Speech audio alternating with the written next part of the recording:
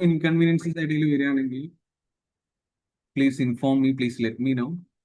Global എൻവയോൺമെന്റൽ initiatives, ഇതാണ് ഇന്നത്തെ നമ്മളുടെ ഡിസ്കഷൻ. ഞാൻ ആദ്യമേ പറഞ്ഞു, ഗ്ലോബലി ഒരുപാട് ഇനീഷ്യേറ്റീവ്സ് നമ്മളുടെ എൻവയോൺമെന്റിനെ പ്രൊട്ടക്ട് ചെയ്യാൻ വേണ്ടി, ക്ലൈമറ്റ് ചേഞ്ചിനെ അഡ്രസ് ചെയ്യാൻ വേണ്ടിയിട്ട് ഒരുപാട് ഇനീഷ്യേറ്റീവ്സ്, ഒരുപാട് കൺവെൻഷൻസ്, ഒരുപാട് പ്രോട്ടോകോൾസ്, ഒരുപാട് സംഗതികൾ ഈ പറഞ്ഞ നമ്മളുടെ ലോകത്ത് സംഭവിച്ചിട്ടുണ്ട്. അതിലേക്കുള്ള ഒരു ഇൻട്രൊഡക്ഷൻ ആണ്, അല്ലെങ്കിൽ അതിലേക്കുള്ള ഒരു ഡോർ സ്റ്റെപ്പ് ആണ് ഇന്നത്തെ നമ്മളുടെ ഒരു സെഷൻ. ഇതിന്റെ ഒരു സ്റ്റാർട്ടിംഗ് പോയിന്റ് എന്ന് നിലയ്ക്ക് നമുക്ക് പറയാൻ പറ്റുന്നതാണ്, ഗ്ലോബലി നടന്ന ഒരു വലിയ കൺവെൻഷൻ ആയിരുന്നു Ramsar convention. We are starting with Ramsar convention. 1971 Ramsar convention നടന്നത്. എന്താണ് റാംസാർ കൺവെൻഷന്റെ പ്രത്യേകത? ഇത് എവിടെയാണ് സംഭവിച്ചത്? റാംസാർ എന്ന് പറഞ്ഞാൽ ഇറാനിൽ വിട്ടൊരു സ്ഥലമാണ്. അവിടെയാണ് ഈ കൺവെൻഷൻ നടന്നത്. റാംസാർ കൺവെൻഷന്റെ ഒരു പ്രത്യേകത, വെറ്റ്ലാൻഡുകൾക്ക് വേണ്ടിയിട്ടുള്ള ഒരു കൺവെൻഷൻ ആയിരുന്നു Ramsar convention. Convention on wetlands of international importance എന്നതാണ് ഇതിന്റെ ഒരു ഫുൾ നെയിം ആയിട്ട് വരുന്നത്. ഇതിന്റെ ഒരു പേർപ്പസ്, ഈ ഒരു കൺവെൻഷന്റെ പേർപ്പസ് എന്ന് പറഞ്ഞാൽ നമ്മളെ വെറ്റ്ലാൻഡ് ഗ്ലോബലി പ്രൊട്ടക്ട് ചെയ്യുക, അതിനെ കൺസേർവ് ചെയ്യുക എന്നുള്ളതാണ് ഇതിന്റെ പ്രധാനപ്പെട്ട ഒരു പേർപ്പസ് ആയിട്ടാണ് മുന്നോട്ട് വെച്ചത്. റാംസാർ സൈറ്റുകളെ കൃത്യമായിട്ട് ഐഡന്റിഫൈ ചെയ്തു എന്നുള്ളതാണ് ഈ കൺവെൻഷന്റെ വളരെ പ്രധാനപ്പെട്ട ഒരു ഫീച്ചർ. റാംസാർ സൈറ്റ് എന്ന് പറഞ്ഞു കഴിഞ്ഞാൽ wetland of international importance, internationally importance ഉള്ള വെറ്റ്ലാൻഡുകളെയാണ് നമ്മൾ റാംസാർ സൈറ്റ് എന്ന് പറയുന്നത്. നമ്മൾ കഴിഞ്ഞ ക്ലാസ്സിൽ ബയോഡൈവേഴ്സിറ്റി ഹോട്ട്സ്പോട്ട് ഒക്കെ പഠിച്ചിരുന്നു. എന്തായിരുന്നു? വളരെ ബയോഡൈവേഴ്സിറ്റി ഭയങ്കര എക്സെപ്ഷനലി ഗുഡ് ആയിട്ട് നിൽക്കുന്ന, എന്നാൽ മേജർ ത്രെറ്റുകൾ നേരിടുന്ന സ്ഥലങ്ങളെയാണ് നമ്മൾ ബയോഡൈവേഴ്സിറ്റി ഹോട്ട്സ്പോട്ട് എന്ന് പറയുന്നത്. അതുപോലെ തന്നെ ഇന്റർനാഷണൽ ഇമ്പോർട്ടൻസ് ഉള്ള വെറ്റ്ലാൻഡുകളെയാണ് നമ്മൾ റാംസാർ സൈറ്റ് എന്ന പേരിൽ പറയുന്നത്. നമ്മളെ വെറ്റ്ലാൻഡ് എക്കോസിസ്റ്റത്തെ കൃത്യമായിട്ട് സസ്റ്റൈനബിൾ ആയിട്ട് അതിന്റെ ഡെവലപ്മെന്റ് സാധ്യമാക്കുക എന്നതൊക്കെ ഇതിന്റെ ഒരു പ്രധാനപ്പെട്ട ഫീച്ചർ ആയിരുന്നു. അതുപോലെ തന്നെ protection of wetland habitats four water flow and biodiversity, അവിടുത്തെ ബയോഡൈവേഴ്സിറ്റിയും വാട്ടർ ഫ്ലോ ഒക്കെ കൃത്യമായിട്ട് പ്രൊട്ടക്ട് ചെയ്യാന്നൊക്കെയുള്ളത് ഇതിന്റെ കീ ഫീച്ചേഴ്സ് ആയിട്ട് വരുന്നതാണ്. റാംസാർ കൺവെൻഷന്റെ കീ ഫീച്ചേഴ്സ് ആണ്. ഇയർ കൃത്യമായിട്ട് നോട്ട് ചെയ്ത് വെക്കുക, 1971. കൃത്യമായിട്ട് ഇപ്പോഴേ അത് മെമ്മറൈസ് ചെയ്യാൻ ശ്രമിക്കുക. വേറെ ഇതിലൊന്നും നമുക്ക് എളുപ്പവഴികളൊന്നുമില്ല. 1971 റാംസാർ കൺവെൻഷൻ, അത് കൃത്യമായിട്ട് അങ്ങനെ തന്നെ മനസ്സിൽ നോട്ട് ചെയ്ത് വെക്കുക. Ramsar convention is equal to wetland എന്ന് ഒരു സംഗതി കൂടെ നമ്മളെ മനസ്സിൽ ഓർത്ത് വെക്കുക. വെറ്റ്ലാൻഡിന് വേണ്ടിയിട്ട്, വെറ്റ്ലാൻഡിനെ കൺസേർവ് ചെയ്യാൻ വേണ്ടിയിട്ടുള്ള ഒരു കൺവെൻഷൻ ആയിരുന്നു റാംസാർ കൺവെൻഷൻ 1971. ഇനി റാംസാർ സൈറ്റുകൾ ഇന്റർനാഷണലി നമ്മൾ പറഞ്ഞതാണ്. ഇന്റർനാഷണലി ഒരുപാട് രാജ്യങ്ങളിൽ വരുന്ന വെറ്റ്ലാൻഡുകളെ കുറിച്ചൊക്കെ ഇതിൽ റാംസാർ കൺവെൻഷനിൽ പറയുന്നുണ്ട്. സോ റാംസാർ കൺവെൻഷനിൽ ഇന്ത്യയിലുള്ള റാംസാർ സൈറ്റുകളാണ് നിങ്ങൾക്ക് ഇവിടെ കൊടുത്തിട്ടുള്ള പിക്ചറിൽ, മാപ്പിൽ കാണാൻ പറ്റുന്നത്. അതിൽ കേരളത്തിലും ഉണ്ട്. ബാക്കി ഒട്ടനേകം സ്റ്റേറ്റുകളിൽ നമുക്ക് റാംസാർ സൈറ്റുകൾ കാണാൻ പറ്റും. ഇനി എന്താണ് മോൺട്രെക്സ് റെക്കോർഡ് എന്നത് കൂടെ നമുക്ക് നോക്കാം. മോൺട്രെക്സ് റെക്കോർഡ് എന്ന് പറഞ്ഞു കഴിഞ്ഞാൽ സീരിയസ് ആയിട്ടുള്ള എക്കോളജിക്കൽ ത്രെറ്റ് നേരിടുന്ന വെറ്റ്ലാൻഡുകളെ ലിസ്റ്റ് ചെയ്തൊരു റെക്കോർഡ് ഉണ്ട്. അതിനെയാണ് മോൺട്രെക്സ് റെക്കോർഡ് എന്ന് പറയാം. Please keep it in mind. Montreux record എന്ന് പറഞ്ഞു കഴിഞ്ഞാൽ വളരെ സീരിയസ് ആയിട്ടുള്ള എക്കോളജിക്കൽ ത്രെറ്റ്സ് നേരിടുന്ന വെറ്റ്ലാൻഡുകളെയാണ് നമ്മൾ മോൺട്രെക്സ് റെക്കോർഡ് എന്ന് പറയുന്ന ആ ഒരു റെക്കോർഡിൽ ലിസ്റ്റ് ചെയ്തിട്ടുള്ളത്. അതിന് വേണ്ടിയിട്ടുള്ള, അതിനെ കൃത്യമായിട്ട് മോണിറ്റർ ചെയ്യുക, അതിന് വേണ്ടിയിട്ടുള്ള പ്രിക്കോഷൻസ് എടുക്കുക, റെമഡിയൽ ആക്ഷൻസ് എടുക്കുക എന്നൊക്കെയുള്ളത് അതിന്റെ തുടർച്ചയിൽ സംഭവിക്കുന്ന കാര്യങ്ങളാണ്. ദെൻ റാംസാർ സൈറ്റ് ഗ്ലോബലി 2400ഓളം റാംസാർ സൈറ്റുകളാണുള്ളത്. ഒരുപാട് ഹെക്ടേഴ്സ് ഓഫ് വെറ്റ്ലാൻഡുകൾ കവർ ചെയ്യുന്ന രീതിയിൽ ഇത്രത്തോളം റാംസാർ സൈറ്റുകളാണ് ഐഡന്റിഫൈ ചെയ്യപ്പെട്ടിട്ടുള്ളത്. അതിൽ ഇന്ത്യയിലുള്ള റാംസാർ സൈറ്റുകളാണ് നിങ്ങൾക്ക് ഇവിടെ ഈ പിക്ചറിൽ കാണാൻ പറ്റുന്നത്. സോ റാംസാർ കൺവെൻഷൻ 1971 ഇറാനിലാണ് സംഭവിച്ചത്. വെറ്റ്ലാൻഡ് കൺസർവേഷൻ ആയിരുന്നു പ്രധാനപ്പെട്ട ഒരു അജണ്ട ആയിട്ടുണ്ടായിരുന്നത്. വെറ്റ്ലാൻഡ് ഹാബിറ്റേറ്റിനെ കൃത്യമായിട്ട് പ്രൊട്ടക്ട് ചെയ്യുക, അവിടുത്തെ വാട്ടർ ഫ്ലോ, ബയോഡൈവേഴ്സിറ്റി ഒക്കെ പ്രൊട്ടക്ട് ചെയ്യുക എന്നുള്ളതാണ് ഇതിന്റെ പ്രധാനപ്പെട്ട ഫീച്ചേഴ്സ് ആയിട്ട് വന്നത്. വെറ്റ്ലാൻഡ് എക്കോസിസ്റ്റത്തിന്റെ ഒരു സസ്റ്റൈനബിൾ ഡെവലപ്മെന്റ്, അതാണ് ഇതിന്റെ മെയിൻ ഫീച്ചർ. മോൺട്രെക്സ് റെക്കോർഡ് സീരിയസ് ആയിട്ടുള്ള ത്രെറ്റ് നേരിടുന്ന വെറ്റ്ലാൻഡുകളുടെ ഒരു ലിസ്റ്റിനെയാണ്, അതിന്റെ കൃത്യമായിട്ടുള്ള ഒരു റെക്കോർഡിനെയാണ് നമ്മൾ മോൺട്രെക്സ് റെക്കോർഡ് എന്ന് പറയുന്നത്. റാംസാർ സൈറ്റ് ഗ്ലോബലി ഉള്ള വെറ്റ്ലാൻഡുകളുടെ ഒരു ലിസ്റ്റ്, അതിന്റെ ഇന്റർനാഷണൽ ഇമ്പോർട്ടൻസ് ഉള്ള വെറ്റ്ലാൻഡുകളുടെ ഒരു ലിസ്റ്റിനെയാണ് നമ്മൾ, അല്ലെങ്കിൽ അതിനെ ആ വെറ്റ്ലാൻഡുകളെയാണ് നമ്മൾ റാംസാർ സൈറ്റ് എന്ന പേരിൽ പറയുന്നത്. 2400ഓളം റാംസാർ സൈറ്റുകളാണ് ഗ്ലോബലി നിലവിലുള്ളത്. ഓക്കെ, നമ്മൾ പറഞ്ഞു 1971 റാംസാർ കൺവെൻഷൻ ആണ് ആദ്യമായിട്ട് നടന്ന സംഗതി. ബട്ട് കുറച്ചുകൂടെ ഒരു ഗ്ലോബൽ ഇമ്പോർട്ടൻസും അറ്റൻഷനും കിട്ടിയ ഒരു കോൺഫറൻസ് ആയിരുന്നു സ്റ്റോക്ക്ഹോം കോൺഫറൻസ്. ഈവൻ ദോ അതിന് തൊട്ട് മുമ്പത്തെ വർഷം റാംസാർ കൺവെൻഷൻ നടന്നെങ്കിലും കുറച്ചുകൂടി ഒരു ഗ്ലോബലി ഒരു വളരെ ഇമ്പോർട്ടൻസ് ഉണ്ടായ, വളരെ അറ്റൻഷൻ കിട്ടിയ ഒരു കോൺഫറൻസ് ആയിരുന്നു സ്റ്റോക്ക്ഹോം കോൺഫറൻസ്. അതിന്റെ ഫുൾ നെയിമാണ് ഇവിടെ കൊടുത്തിട്ടുള്ളത്, United Nations conference on human environment. United Nations conference on human environment. ആ പേരും വളരെ ഇമ്പോർട്ടന്റ് ആണ്. സ്റ്റോക്ക്ഹോം കോൺഫറൻസ് എന്ന് തന്നെ ചോദിക്കണമെന്നില്ല, ഇങ്ങനെയും ചോദിക്കാം, United Nations conference on human human environment. ഇത് നടന്നത് സ്റ്റോക്ക്ഹോമിലാണ്, സ്വീഡനിലെ ഒരു സ്ഥലമാണ് സ്റ്റോക്ക്ഹോം. അവിടെയാണ് ഈ പറഞ്ഞ കോൺഫറൻസ് നടന്നത്. അതുകൊണ്ടാണ് സ്റ്റോക്ക്ഹോം കോൺഫറൻസ് എന്ന പേര് വന്നത്. ഇതാണ് സ്റ്റോക്ക്ഹോം കോൺഫറൻസിന്റെ logo, United Nations conference on human environment. എന്തുകൊണ്ടാണ് ഈ പറഞ്ഞ സ്റ്റോക്ക്ഹോം കോൺഫറൻസ് റാംസാർ കൺവെൻഷനേക്കാൾ കൂടുതൽ ഒരു ഇമ്പോർട്ടൻസ് അല്ലെങ്കിൽ കൂടുതൽ ഒരു ഗ്ലോബൽ സിഗ്നിഫിക്കൻസ് നമ്മൾ പറയാൻ കാരണം എന്ന് വെച്ച് കഴിഞ്ഞാൽ, റാംസാർ കൺവെൻഷൻ ഒരു വർഷം മുമ്പ് നടന്നതാണെങ്കിലും അവരുടെ ഒരു ഏരിയ വളരെ ചുരുങ്ങിയതായിരുന്നു. വെറ്റ്ലാൻഡ് കൺസർവേഷൻ എന്ന് പറയുന്ന വളരെ പരിമിതമായിട്ടുള്ള ഒരു ഏരിയ ആയിരുന്നു അവരുടെ കൺസിഡറേഷനിൽ ഉണ്ടായിരുന്നത്.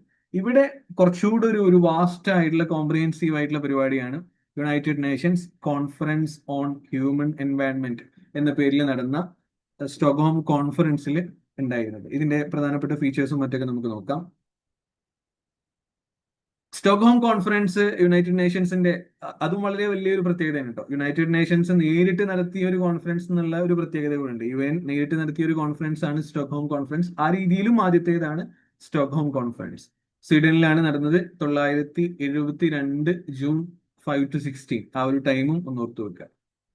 ഇനി ഇതിനെ തുടർന്ന് എന്തൊക്കെ കാര്യങ്ങൾ സംഭവിച്ചു, എന്തായിരുന്നു പ്രധാനപ്പെട്ട പേർപ്പസ്, അത്രയും കാര്യങ്ങൾ നമുക്ക് നോക്കാം. ഒരുപാട് ടു അഡ്രസ് എൻവയൺമെന്റൽ problems from a global perspective and establish international cooperation. വളരെ എന്താണ് ജനറിക് ആയിട്ട് തോന്നുന്നൊരു ടേമാണ്. പക്ഷെ ഈ പറഞ്ഞ എൻവയൺമെന്റൽ ഇഷ്യൂസിനെ, എൻവയൺമെന്റൽ പ്രോബ്ലംസിനെ അഡ്രസ്സ് ചെയ്യണം, ഇതൊക്കെ പരിഹരിക്കപ്പെടേണ്ട കാര്യമാണ്, ഒരു ഗ്ലോബൽ അറ്റൻഷൻ കൊടുക്കേണ്ട വിഷയമാണ് എന്ന രീതിയിൽ ഒരു ഇന്റർനാഷണൽ കോപ്പറേഷനൊക്കെ വേണ്ടിയിട്ട് ആളുകളെല്ലാവരെയും ഒരുക്കൂട്ടിയ, രാജ്യങ്ങളെല്ലാവരെയും ഒരേ നിരയിൽ കൊണ്ടുവന്ന ഒരു കോൺഫറൻസ് എന്നുള്ള രീതിയിലും ഇത് വളരെ ഖ്യാതി കേട്ട ഒരു കോൺഫറൻസ് ആണ്. കാരണം അത്രകാലം വരെ ഗ്ലോബൽ ഈ പറഞ്ഞ പോലെ എൻവയൺമെന്റൽ പ്രൊട്ടക്ഷന് എന്താണ് രാജ്യാടിസ്ഥാനത്തിലും അല്ലെങ്കിൽ ദേശാടിസ്ഥാനത്തിലൊക്കെ അതിന് വേണ്ടിയിട്ടുള്ള ശ്രമങ്ങൾ നടക്കുന്നുണ്ടെങ്കിലും ഒരു ഗ്ലോബലി എല്ലാവരെയും ഒരുമിച്ച് കൂട്ടി ഇത് നമ്മൾക്ക് അഡ്രസ്സ് ചെയ്യേണ്ട വിഷയങ്ങൾ തന്നെയാണ്. കാര്യങ്ങൾ പഴയ പോലെയല്ല, മാറ്റങ്ങൾ സംഭവിച്ചുകൊണ്ടിരിക്കുന്നുണ്ട്. ഇതിനെ നമ്മൾ കൃത്യമായിട്ട് അഡ്രസ്സ് ചെയ്തില്ലെങ്കിൽ ഭൂമിയിൽ ജീവിതം ദുഷ്കരമാകും എന്ന രീതിയിലൊക്കെ കുറച്ച് ഒരു ഭയങ്കര ഒരു ഫ്യൂച്ചറിസ്റ്റിക് ആയിട്ട് ആലോചിച്ച് തീരുമാനിച്ച് നടത്തിയ ഒരു കോൺഫറൻസ് എന്നതിലേക്ക് ഇതിന് വളരെ പ്രാധാന്യമുണ്ട്. ടു അഡ്രസ് എൻവയൺമെന്റൽ problems from a global perspective and establish international cooperation. International cooperation ആ രീതിയിൽ ഒരു സഹകരണമൊക്കെ ആവശ്യമാണെന്നൊക്കെയുള്ളത് ഈ ഒരു സ്റ്റോക്ക്ഹോം കോൺഫറൻസിന്റെ ഒരു പേർപ്പസ് ആയിട്ട് വരുന്ന കാര്യങ്ങളാണ്. ഇനി ഇതിന്റെ പ്രധാനപ്പെട്ട ഒരു ഫീച്ചറാണ് United Nations environment programme, UNEP. ഒരുപാട് പിൽക്കാലത്ത് നടന്ന ഒരുപാട് കൺവെൻഷൻസിന്റെയും മറ്റൊക്കെ അതിന്റെ നടത്തിപ്പിലെ പ്രധാനപ്പെട്ട ഭാഗമായിരുന്ന UNEP ക്രിയേറ്റ് ചെയ്യപ്പെടുന്നത് സ്റ്റോക്ക്ഹോം കോൺഫറൻസിലാണ്. യുണൈറ്റഡ് നേഷൻസ് എൻവയൺമെന്റ് പ്രോഗ്രാം, ആ ഒരു ടേം ഓർത്തു വെക്കുക, United Nations environment programme. United Nations environment programme start ചെയ്യുന്നതും ഈ പറഞ്ഞ ഈ ഒരു 1972 നടന്ന സ്റ്റോക്ക്ഹോം കോൺഫറൻസിലാണ് യുണൈറ്റഡ് നേഷൻസ് എൻവയൺമെന്റ് പ്രോഗ്രാം അഥവാ UNEP ക്രിയേറ്റ് ചെയ്യപ്പെടുന്നത്. ഹ്യൂമൻ ഡെവലപ്മെന്റും എൻവയൺമെന്റൽ ഇഷ്യൂസും തമ്മിലുള്ള ആ ഒരു ഇന്റർ കണക്ഷനെ കൃത്യമായിട്ട് എംഫസൈസ് ചെയ്ത ഒരു കോൺഫറൻസ് ആയിരുന്നു സ്റ്റോക്ക്ഹോം കോൺഫറൻസ്. എൻവയൺമെന്റ് പ്രൊട്ടക്ഷന് വേണ്ടിയിട്ടുള്ള ആ ഒരു ഇന്റർനാഷണൽ കൊളാബറേഷൻ, അന്താരാഷ്ട്ര സഹകരണം, അതിന്റെ ഒക്കെ ഒരു ആവശ്യകതയ്ക്ക് ഉയർത്തിയ ഒരു കോൺഫറൻസ് ആയിരുന്നു സ്റ്റോക്ക്ഹോം കോൺഫറൻസ്. ഓക്കെ, ഇനി ഇതിൽ നമ്മൾ പറഞ്ഞ പ്രധാനപ്പെട്ട ഫീച്ചർ എന്താണെന്ന് വെച്ചാൽ establishment of UNEP, United nation environment പ്രോഗ്രാമിന്റെ ഒരു എസ്റ്റാബ്ലിഷ്മെന്റ് നടന്നത് സ്റ്റോക്ക്ഹോം കോൺഫറൻസിലായിരുന്നു. സ്റ്റോക്ക്ഹോം ഡിക്ലറേഷൻ, ഒരു 26 പ്രിൻസിപ്പൽസ് സ്റ്റോക്ക്ഹോം ഡിക്ലറേഷന്റെ ഭാഗമായിട്ട് വരുന്നുണ്ട്. ഇതിന്റെ ഒരു പ്രധാനപ്പെട്ട ഒരു ഡിക്ലറേഷൻ ആയിരുന്നു, ഈ ഒരു കോൺഫറൻസിന്റെ ഒരു പ്രധാനപ്പെട്ട ഡിക്ലറേഷൻ ആയിരുന്നു സ്റ്റോക്ക്ഹോം ഡിക്ലറേഷൻ. അതിലൊരു 26ഓളം പ്രിൻസിപ്പൽസ് പറയുന്നുണ്ട്. അത് എന്തിനാന്ന് വെച്ച് കഴിഞ്ഞാൽ എൻവയൺമെന്റൽ പോളിസീസ് ഉണ്ടാക്കുന്ന സമയത്ത് നമ്മൾ ശ്രദ്ധിക്കേണ്ട കുറെ കാര്യങ്ങൾ, അതിലേക്ക് നമ്മൾ ഗൈഡ് ചെയ്യുന്ന കുറച്ച് പ്രിൻസിപ്പൽസ് ആണ് 26 പ്രിൻസിപ്പൽസ് സ്റ്റോക്ക്ഹോം ഡിക്ലറേഷൻ എന്ന പേരിൽ അതിന്റെ തുടർച്ചയിൽ വന്നത്. ഇതിലെ പ്രിൻസിപ്പൽ 21 ഒക്കെ വളരെ ഇമ്പോർട്ടന്റ് ആണ്. അതിൽ എന്താ പറയുന്നത് വെച്ച് കഴിഞ്ഞാൽ ഓരോ രാജ്യങ്ങൾക്കും ഒരു പരമാധികാരമുണ്ട്, അവർക്ക് ലഭിച്ച അവരുടെ റിസോഴ്സസിനെ എക്സ്പ്ലോയിറ്റ് ചെയ്യുക, ഉപയോഗിക്കുക എന്നുള്ളതിൽ പരമാധികാരമുണ്ട്. പക്ഷെ അവരെന്ത് ചെയ്യണം, ബാക്കിയുള്ള രാജ്യങ്ങളെയും ബാക്കിയുള്ള സ്റ്റേറ്റുകളെയും ഒന്നും ഇത് ഹാം ചെയ്യുന്നില്ല എന്നുള്ളത് ഉറപ്പുവരുത്താനുള്ള ഒരു ഉത്തരവാദിത്തം കൂടെ അവർക്കുണ്ട്. ഓരോ രാജ്യങ്ങൾക്കും അവരവർക്ക് നൽകപ്പെട്ട അല്ലെങ്കിൽ അവരവർക്ക് ലഭിച്ച എൻവയൺമെന്റൽ റിസോഴ്സസിനെ ഉപയോഗിക്കാം. അതേസമയം ഗ്ലോബലി നമ്മൾ ബാക്കിയുള്ള ആളുകളെ കൂടെ നമ്മൾ എന്താക്കണം, കൺസിഡർ ചെയ്യണം. അവർക്ക് ഒരു തരത്തിലുള്ള ഹാമും ഉണ്ടാകുന്നില്ല എന്നുള്ളത് നമ്മൾ ഉറപ്പുവരുത്തണം എന്നുള്ളത് പ്രിൻസിപ്പൽ 21. പ്രിൻസിപ്പൽ 26ന്റെ ഉള്ളിൽ വിട്ട ഒരു പ്രിൻസിപ്പൽ അതിൽ പറയുന്ന കാര്യമാണ്. ഇതാണ് നമുക്ക് സ്റ്റോക്ക്ഹോം കോൺഫറൻസിന്റെ ഒരു ബേസ് ആയിട്ട് പറയാനുള്ള കാര്യങ്ങൾ. പിൽക്കാലത്ത് നടന്ന എല്ലാ കൺവെൻഷൻസിന്റെയും മറ്റൊക്കെ ഒരു സ്റ്റാർട്ടിംഗ് പോയിന്റ് എന്നുള്ള നിലയ്ക്ക് നമുക്ക് സ്റ്റോക്ക്ഹോം കോൺഫറൻസിനെ കാണാം. Ramsar convention 1971, Stockholm conference 1972. Okay, ഇപ്പൊ 1971 കഴിഞ്ഞു, 72 കഴിഞ്ഞു, ഇനി 73 നമ്മൾ എത്താണ്. 73 നമ്മൾ എത്തുമ്പോൾ ഇവിടെ നമ്മൾക്കുള്ളത് കുറച്ചുകൂടെ സ്പെസിഫിക് ആയിട്ടുള്ള ഒരു കൺവെൻഷനാണ്, വളരെ സ്പെസിഫിക് ആണ്. എന്താണ് ഈ കൺവെൻഷന്റെ പേര്? സൈറ്റ് എന്നാണ് ഈ കൺവെൻഷന്റെ പേര്, സൈറ്റ്സ്. ഇതിന്റെ പ്രത്യേകത എന്താ? ആദ്യം ഫുൾ നെയിം ഒന്ന് നോക്കാം. Convention on international trade in endangered species of wild fauna and Flora. ആ പേരിൽ തന്നെ കാര്യങ്ങളൊക്കെ കൃത്യമാണ്. ഇന്റർനാഷണൽ ട്രേഡിനെ കുറിച്ചുള്ള കൺവെൻഷനാണ്. എന്തിന്റെ ട്രേഡാണ്? എൻഡേഞ്ചേർഡ് ആയിട്ടുള്ള, എക്സ്റ്റിങ്ഷൻ സംഭവിച്ചുകൊണ്ടിരിക്കുന്ന ഒരുപാട് സ്പീഷീസ് ഉണ്ട്, അല്ലെങ്കിൽ ഒരുപാട് പ്രശ്നങ്ങൾ അഭിമുഖീകരിക്കുന്ന വ്യത്യസ്ത തരം ഫ്ലോറ ആൻഡ് ഫോണ, അവയുടെ ഇന്റർനാഷണൽ ട്രേഡിനെ കുറിച്ചുള്ള ഒരു കൺവെൻഷൻ. അതായിരുന്നു സൈറ്റ് എന്ന പേരിൽ 1973 നടന്ന ഈ ഒരു convention. Convention on international trade in endangered species of wild fauna and flora. ഇനി ഇതിന്റെ ഒരു പേർപ്പസ് പറയുകയാണെങ്കിൽ, നമ്മളുടെ വൈൽഡ് അനിമൽസിന്റെയും വൈൽഡ് പ്ലാന്റ്സിന്റെയും ഇന്റർനാഷണൽ ട്രേഡ് സംഭവിക്കുമ്പോൾ അവിടെ ഇവരുടെ സർവൈവലിന് ഒരു ത്രെറ്റ് ഉണ്ടാകരുത് എന്ന് എൻഷുർ ചെയ്യലായിരുന്നു ഇതിന്റെ ഒരു പ്രത്യേകത. ഒരുപാട് സ്പീഷീസ്, വ്യത്യസ്ത തരം ഫോണകളും ഫ്ലോറകളൊക്കെ, അനിമൽസും പ്ലാന്റ്സും ഒക്കെ എക്സ്റ്റിങ്ഷൻ നേരിടുന്നുണ്ട്, അല്ലെങ്കിൽ എൻഡേഞ്ചേർഡ് സ്പീഷീസ് എന്ന കാറ്റഗറിയിൽ പെടുന്നതാണ്. അവര് ഒരുപാട് പ്രതിസന്ധികൾ നേരിടുന്നുണ്ട്, അവരുടെ ആ ഒരു സർവൈവല് തന്നെ ചോദ്യചിഹ്നമായിട്ട് നിലനിൽക്കുകയാണ്. അത്തരം ജീവജാലങ്ങളുടെ അല്ലെങ്കിൽ അത്തരം പ്ലാന്റ്സിന്റെ ഒക്കെ ട്രേഡിൽ എന്തൊക്കെ കാര്യങ്ങൾ നോക്കണം, ശ്രദ്ധിക്കണം എന്നുള്ളതാണ് ഈ ഒരു കൺവെൻഷന്റെ പ്രധാനപ്പെട്ട ഒരു പേർപ്പസ് ആയിട്ട് വന്നിട്ടുണ്ടായിരുന്നത്. International trade of over 38,000 species of plants and animals. ഇത്രയും ഒരു amount of species of plants and അനിമൽസിലുള്ള ഇന്റർനാഷണൽ ട്രേഡിനെ കുറിച്ചുള്ള ഒരു റെഗുലേഷൻ ഒക്കെ ഇതിൽ വന്നിട്ടുണ്ട്. പിന്നെ ഇതിലൊരു 3 അപ്പൻഡിസസ്, 1, 2, 3 എന്നുള്ള രീതിയിൽ 3 അപ്പൻഡിസസ് വന്നിട്ടുണ്ട്. അതിന്റെ ബേസിൽ ഇതെന്തിനാണ് ഇങ്ങനെ കാറ്റഗറൈസ് ചെയ്തതെന്ന് ചോദിച്ചു കഴിഞ്ഞാൽ, അവരുടെ ഒരു കൺസർവേഷൻ സ്റ്റാറ്റസ്. ഇപ്പൊ അതിന്റെ നെക്സ്റ്റ് സൈഡിൽ അത് ഇൻക്ലൂഡ് ആക്കിയിട്ടുണ്ട്. ഇപ്പൊ നിങ്ങൾക്ക് നോക്കിയാൽ മനസ്സിലാകും, അപ്പൻഡിക്സ് 1, അപ്പൻഡിക്സ് 2, അപ്പൻഡിക്സ് 3. ഈ അപ്പൻഡിക്സ് 1ന്റെ ഒരു കാറ്റഗറിയിൽ പെട്ടത് ഭയങ്കര ഹൈ ലെവൽ ഓഫ് പ്രൊട്ടക്ഷൻ നേരിടേണ്ട ജീവികളാണ്, അല്ലെങ്കിൽ അത്തരം പ്ലാന്റ്സ് ആണ്. എന്നാൽ അപ്പൻഡിക്സ് 2ൽ വരുമ്പോൾ commercial trade is okay, but അതിന് കുറെ ലീഗൽ പ്രൊസീജിയേഴ്സും മറ്റൊക്കെ ഉണ്ട്. അതിന്റെ ഒരു ഓവർ എക്സ്പ്ലോയിറ്റേഷൻ ഒരിക്കലും ഉണ്ടാവരുത് എന്നുള്ള കണ്ടീഷൻസ് ഉണ്ട്. ആ രീതിയിൽ വരുന്നതാണ് appendix 2. Then we have appendix 3 also. ഇങ്ങനെ 3 അപ്പൻഡിസസ് ആയിട്ട് ഇതിനെന്തായിട്ടുണ്ട്, സൈറ്റ്സിൽ ജീവജാലങ്ങളെ ക്ലാസിഫൈ ചെയ്തിട്ടുണ്ട്, അല്ലെങ്കിൽ ഫ്ലോറ ആൻഡ് ഫോണിനെ ക്ലാസിഫൈ ചെയ്തിട്ടുണ്ട് എന്നർത്ഥം. To categorise species by their conservation status. ഏത് അളവിൽ കൺസർവേഷൻ നൽകണം എന്നതിന്റെ ബേസിലാണ് ഈ പറഞ്ഞ 3 അപ്പൻഡിസസ് ആയിട്ട് അതിനെ എസ്റ്റാബ്ലിഷ് ചെയ്തത്. ഓവർ എക്സ്പ്ലോയിറ്റേഷൻ ഓഫ് സ്പീഷീസ് ആണ്, അത് പ്രിവെന്റ് ചെയ്യുക എന്നുള്ളതാണ് ഇതിന്റെ ഒരു പ്രധാനപ്പെട്ട ലക്ഷ്യം. ഇത് എവിടെയാണ് നടന്നത് എന്ന് ചോദിച്ചു കഴിഞ്ഞാൽ വാഷിംഗ്ടൺ DC, USA ആ ഒരു കാര്യം കൂടെ ഓർത്തു വെക്കുക. വാഷിംഗ്ടൺ DC USA, അവിടെയാണ് സൈറ്റ്സ് കൺവെൻഷൻ നടന്നത്. Convention on international trade in endangered species of wild fauna and Flora 1973. ഓർത്തു വെക്കാം. ഓക്കെ, ഇവിടെ നിങ്ങൾക്ക് അതിന്റെ ലോഗോ പോസ്റ്റർ ഒക്കെ കാണാൻ പറ്റും. സൈറ്റ്സിന്റെ convention on international trade in endangered species of wild fauna and flora. ഇനി നമ്മൾ കുറച്ച് വർഷങ്ങൾ കഴിയാണ്. 1973 നിന്ന് നമ്മൾ നേരെ 1985 വരുന്നത്. നമ്മൾ കുറച്ച് ഗ്ലോബലി ഇമ്പോർട്ടൻസ് ഉള്ളത് മാത്രമാണ് ഇൻക്ലൂഡ് ആക്കിയിട്ടുള്ളത്. അതിനിടയിലും മൈനർ ആയിട്ടുള്ള കാര്യങ്ങളൊക്കെ നടന്നിട്ടുണ്ടാകാം. ബട്ട് എക്സാം പോയിന്റ് ഓഫ് വ്യൂവിൽ ഇനി നമ്മൾ നോക്കേണ്ടത് 1985 നടന്ന വിയന്ന കൺവെൻഷനാണ്. നമ്മൾ വർഷങ്ങൾ ഒന്നുകൂടെ ഓർത്തു വെക്കുകയാണ്. ആദ്യം നടന്നത് Ramsar convention 1971, then Stockholm conference 1972. Stockholm കോൺഫറൻസിന്റെ പേര് ഓർത്തു വെക്കുക, United Nations conference on human environment. ആ ഒരു പേര്, ഹ്യൂമൻ എൻവയൺമെന്റ് എന്നുള്ള ടേം മാത്രം മതി. യുണൈറ്റഡ് നേഷൻസിന്റെ ആഭിമുഖ്യത്തിൽ നടന്നതാണെന്നുള്ള ഓർത്തു വെക്കുക. 1972 സംഭവിച്ചത്. Then we have CITES convention on international trade in endangered species of wild fauna and flora, പേര് ഓർത്തു വെക്കുക, 1973. ദെൻ നേരെ നമ്മൾ 1985 വരുന്നത്, വിയന്ന കൺവെൻഷൻ. വിയന്ന കൺവെൻഷൻ എന്ന പേര് കേൾക്കുമ്പോഴേ നമ്മളെ മനസ്സിലേക്ക് വരേണ്ട ഒരു ടേമാണ് protection of ozone layer. Protection of ozone layer. Vienna ഏത് രാജ്യമാണെന്ന് അറിയാം, ഓസ്ട്രേലിയയിൽ പെട്ട ഒരു സ്ഥലമാണ് Vienna. Vienna convention for the protection of ozone layer എന്നാണ് ഇതിന്റെ ഒരു complete name. Vienna convention for the protection of ozone layer 1985 കൺവെൻഷനാണ്. Ozone depleting substances, ozone hole create ചെയ്യുന്ന അല്ലെങ്കിൽ ഓസോണിനെ ഡിപ്ലീറ്റ് ചെയ്യുന്ന സബ്സ്റ്റൻസസിനെ റെഡ്യൂസ് ചെയ്യുക, അതിനെ ലിമിറ്റ് ചെയ്യുക, അതിന് വേണ്ടിയിട്ടുള്ള ഇന്റർനാഷണൽ എഫേർട്സിനെ കോർഡിനേറ്റ് ചെയ്യുക എന്നതായിരുന്നു വിയന്ന കൺവെൻഷന്റെ പ്രധാനപ്പെട്ട ഒരു പർപ്പസ്.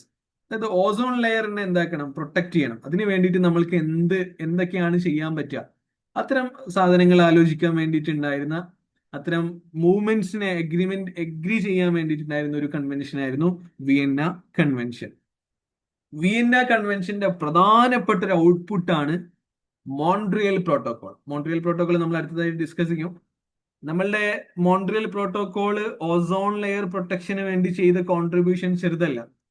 ഒരു നിലയ്ക്ക് വേണമെങ്കിൽ ഇങ്ങനെ വരെ പറയാം, ഏറ്റവും കൂടുതൽ ഗ്ലോബലി സക്സസ്ഫുൾ ആയിട്ടുള്ള ഒരു പ്രോട്ടോകോൾ ഏതാണ് എന്ന് ചോദിച്ചു കഴിഞ്ഞാൽ we can say Montreal protocol. Ozone ഡിപ്ലീഷനെ ഒരു നല്ല സിഗ്നിഫിക്കന്റ് ആയിട്ടുള്ള ഒരു ചേഞ്ച് കൊണ്ടുവരാൻ മോൺട്രിയൽ പ്രോട്ടോകോൾ വഴി സാധിച്ചിട്ടുണ്ട് എന്നുള്ളതാണ് നമ്മൾ മനസ്സിലാക്കേണ്ട ഒരു കാര്യം. സോ മോൺട്രിയൽ പ്രോട്ടോകോളിന്റെ ഒരു ഫ്രെയിം വർക്ക് കൺവെൻഷൻ ആയിരുന്നു ശരിക്കും പറഞ്ഞു കഴിഞ്ഞാൽ വിയന്ന കൺവെൻഷൻ. ദെൻ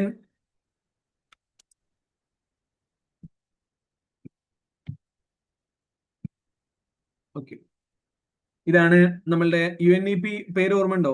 ആരെങ്കിലും ഒന്ന് പറഞ്ഞേ, വാട്ട് ഈസ് UNEP? മെമ്മറൈസ് ചെയ്യാൻ പറ്റുന്നുണ്ടോ നോക്കട്ടെ. What is the full form of UNEP?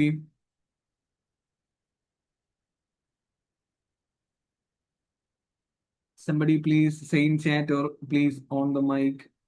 അവിടെ താഴെ ഉണ്ടല്ലോ, യുണൈറ്റഡ് നേഷൻസ് എൻവയോൺമെന്റൽ പ്രോഗ്രാം. ഇത് ഏത് കൺവെൻഷനിലാണ് ഇത് ക്രിയേറ്റ് ചെയ്യപ്പെട്ടത്? സ്റ്റോക്ക്ഹോം കോൺഫറൻസിൽ ക്രിയേറ്റ് ചെയ്യപ്പെട്ട യുണൈറ്റഡ് നേഷൻസിന്റെ വളരെ പ്രധാനപ്പെട്ട ഒരു പരിപാടിയാണ് United Nations environment programme. United Nation environment പ്രോഗ്രാമിന്റെ ആഭിമുഖ്യത്തിൽ നടന്ന ഒരു കൺവെൻഷനാണ് the Vienna convention for the protection of ozone layer. ഇനി വരുന്നതാണ് നമ്മളുടെ മോൺട്രിയൽ പ്രോട്ടോകോൾ. മോൺട്രിയൽ പ്രോട്ടോകോൾ എന്ന് പറഞ്ഞാൽ നമ്മൾക്ക് ആദ്യം വരേണ്ട ഒരു സംഗതി വിയന്ന കൺവെൻഷന്റെ തുടർച്ചയിൽ സംഭവിച്ചതാണെന്നുള്ളത് ഓർത്തു വെക്കുക. സ്വാഭാവികമായിട്ടും എന്താണ് നമ്മളുടെ പേർപ്പസ്?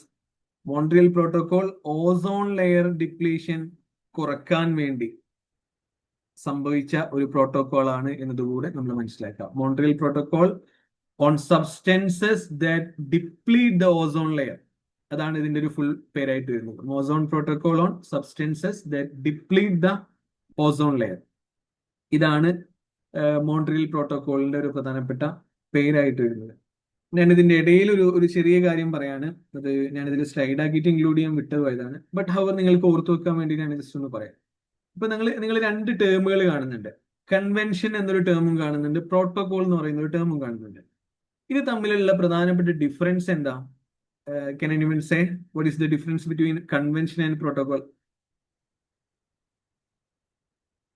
ആരെങ്കിലും പറയാം, അതല്ലെങ്കിൽ ഞാനത് വിശദീകരിക്കാം.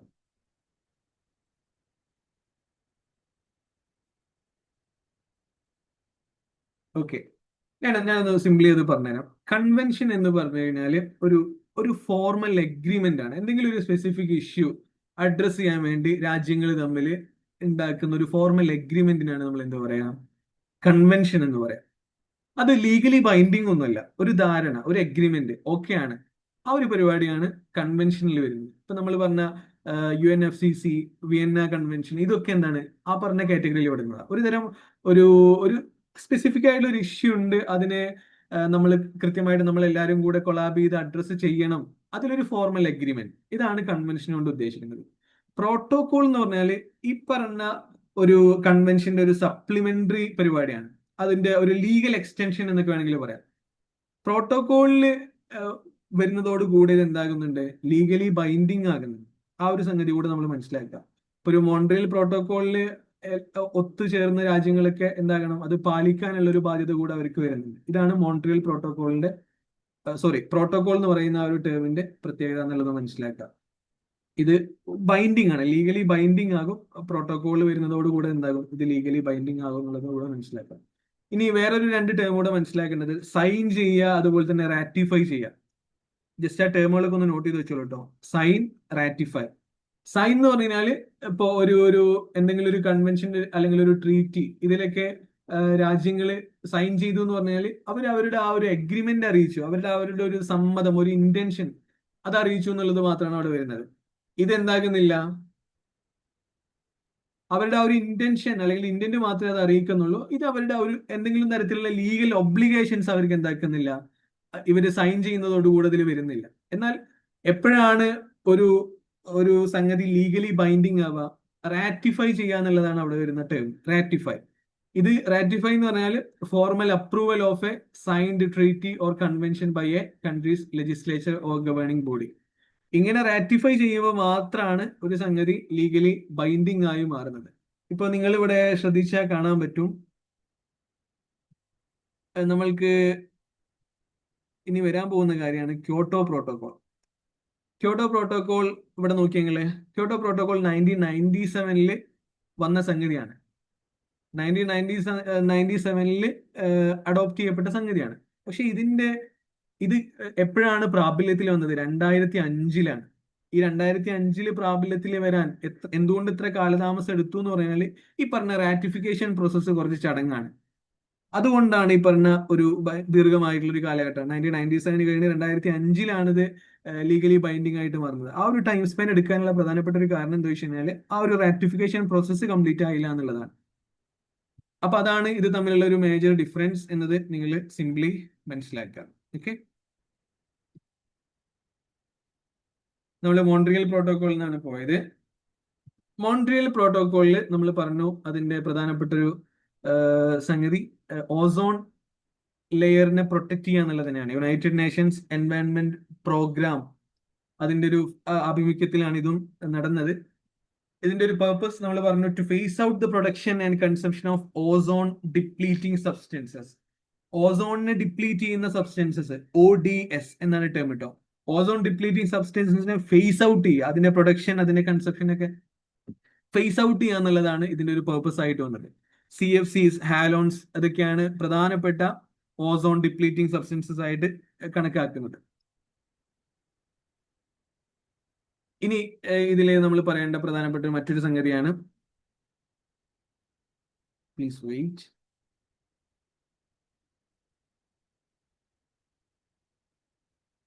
ഓക്കെ,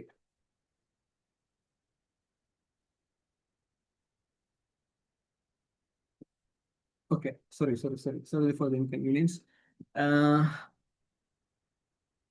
അപ്പോ കുറച്ച് ടൈം ലൈൻ വെച്ച് ഈ പറഞ്ഞ ODS-കളെ, ഓസോൺ ഡിപ്ലീറ്റിംഗ് ആയിട്ടുള്ള സബ്സ്റ്റൻസിനൊക്കെ ഫേസ് ഔട്ട് ചെയ്യുക എന്നുള്ളതായിരുന്നു മോൺട്രിയൽ പ്രോട്ടോകോളിന്റെ പ്രധാനപ്പെട്ട ഒരു ലക്ഷ്യം. ലീഗലി ബൈൻഡിങ് അഗ്രിമെന്റ് ആണ് ഇത്. നമ്മൾ പറഞ്ഞു പ്രോട്ടോകോൾ ആകുന്നേരം ലീഗലി ബൈൻഡിങ് ആയി മാറുന്നുണ്ട്.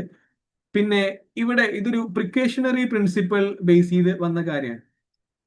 പ്രിക്കേഷണറി പ്രിൻസിപ്പൽ എന്ന് പറഞ്ഞു കഴിഞ്ഞാല് ഇപ്പൊ നമ്മൾ ഈ പറയല്ലേ prevention is better than cure എന്ന് പറയുമല്ലോ, ആ ഒരു കോൺസെപ്റ്റ് ആണ് പ്രിക്കേഷണറി പ്രിൻസിപ്പൽ കൊണ്ട് ഉദ്ദേശിക്കുന്നത്. ഇപ്പൊ ഈ പറഞ്ഞ അതിന്റെ ഒരു വളരെ ബേസിക് ആയിട്ടുള്ള കാര്യം പറഞ്ഞുതരാം. ഇപ്പോ CFC എന്ന് പറയുന്ന ക്ലോറോഫ്ലൂറോ കാർബൺ, ഈ ക്ലോറോഫ്ലൂറോ കാർബൺ തന്നെയാണോ ഓസോൺ ഡിപ്ലീറ്റ് ചെയ്യാൻ കാരണമാകുന്നത് എന്ന രീതിയിൽ ഇപ്പോ ആ പറഞ്ഞ ഒരു കാലഘട്ടത്തിലൊക്കെ സയന്റിഫിക്കലി പക്ക ഒരു കട്ട് ആൻഡ് റൈറ്റ് ആയിട്ടുള്ള ഒരു ഡിസിഷൻ ഒന്നും വന്നിട്ടുണ്ടായിരുന്നില്ല. എങ്കിൽ കൂടെ ഇതാണ് ഇതിന് കാരണമാകുന്നത് എന്നുള്ള രീതിയിൽ പലതരം എവിഡൻസുകളും മറ്റൊക്കെ ഉണ്ട്. അപ്പോ ആ സമയത്ത് ഫോളോ ചെയ്തൊരു പ്രിൻസിപ്പിൾ, ഇതിന് ഇനി ഒരു വളരെ സയന്റിഫിക് ആയിട്ടുള്ള ഒരു ആൻസറിൽ എത്തുക അല്ലെങ്കിൽ ആ ഒരു കൺക്ലൂഷൻ ബേസ് ചെയ്ത് മാത്രം പ്രവർത്തിക്കുക എന്നുള്ളതിന്റെ അപ്പുറത്തേക്ക് നമ്മൾ കുറച്ചുകൂടെ കോഷ്യസ് ആകുക, അതിനെ പ്രിവെന്റ് ചെയ്യാൻ പരമാവധി ശ്രമിക്കുക എന്ന രീതിയിലൊരു ഒരു പ്രിൻസിപ്പിളാണ് പ്രിക്കേഷണറി പ്രിൻസിപ്പൽ എന്ന് പറയുന്നത്. അപ്പൊ ആ സമയത്തൊക്കെ ആ ഒരു പ്രിൻസിപ്പലിന്റെ അടിസ്ഥാനത്തിലാണ് ഈ പറഞ്ഞ മോൺട്രിയൽ പ്രോട്ടോകോൾ വരുന്നത്. പ്രോആക്റ്റീവ് ആക്ഷൻ ആണ് ഓൾവേസ് ബെറ്റർ എന്നൊരു കോൺസെപ്റ്റ് ആണ് പ്രിക്കേഷണറി പ്രിൻസിപ്പിൾ കൊണ്ട് ഉദ്ദേശിക്കുന്നത്.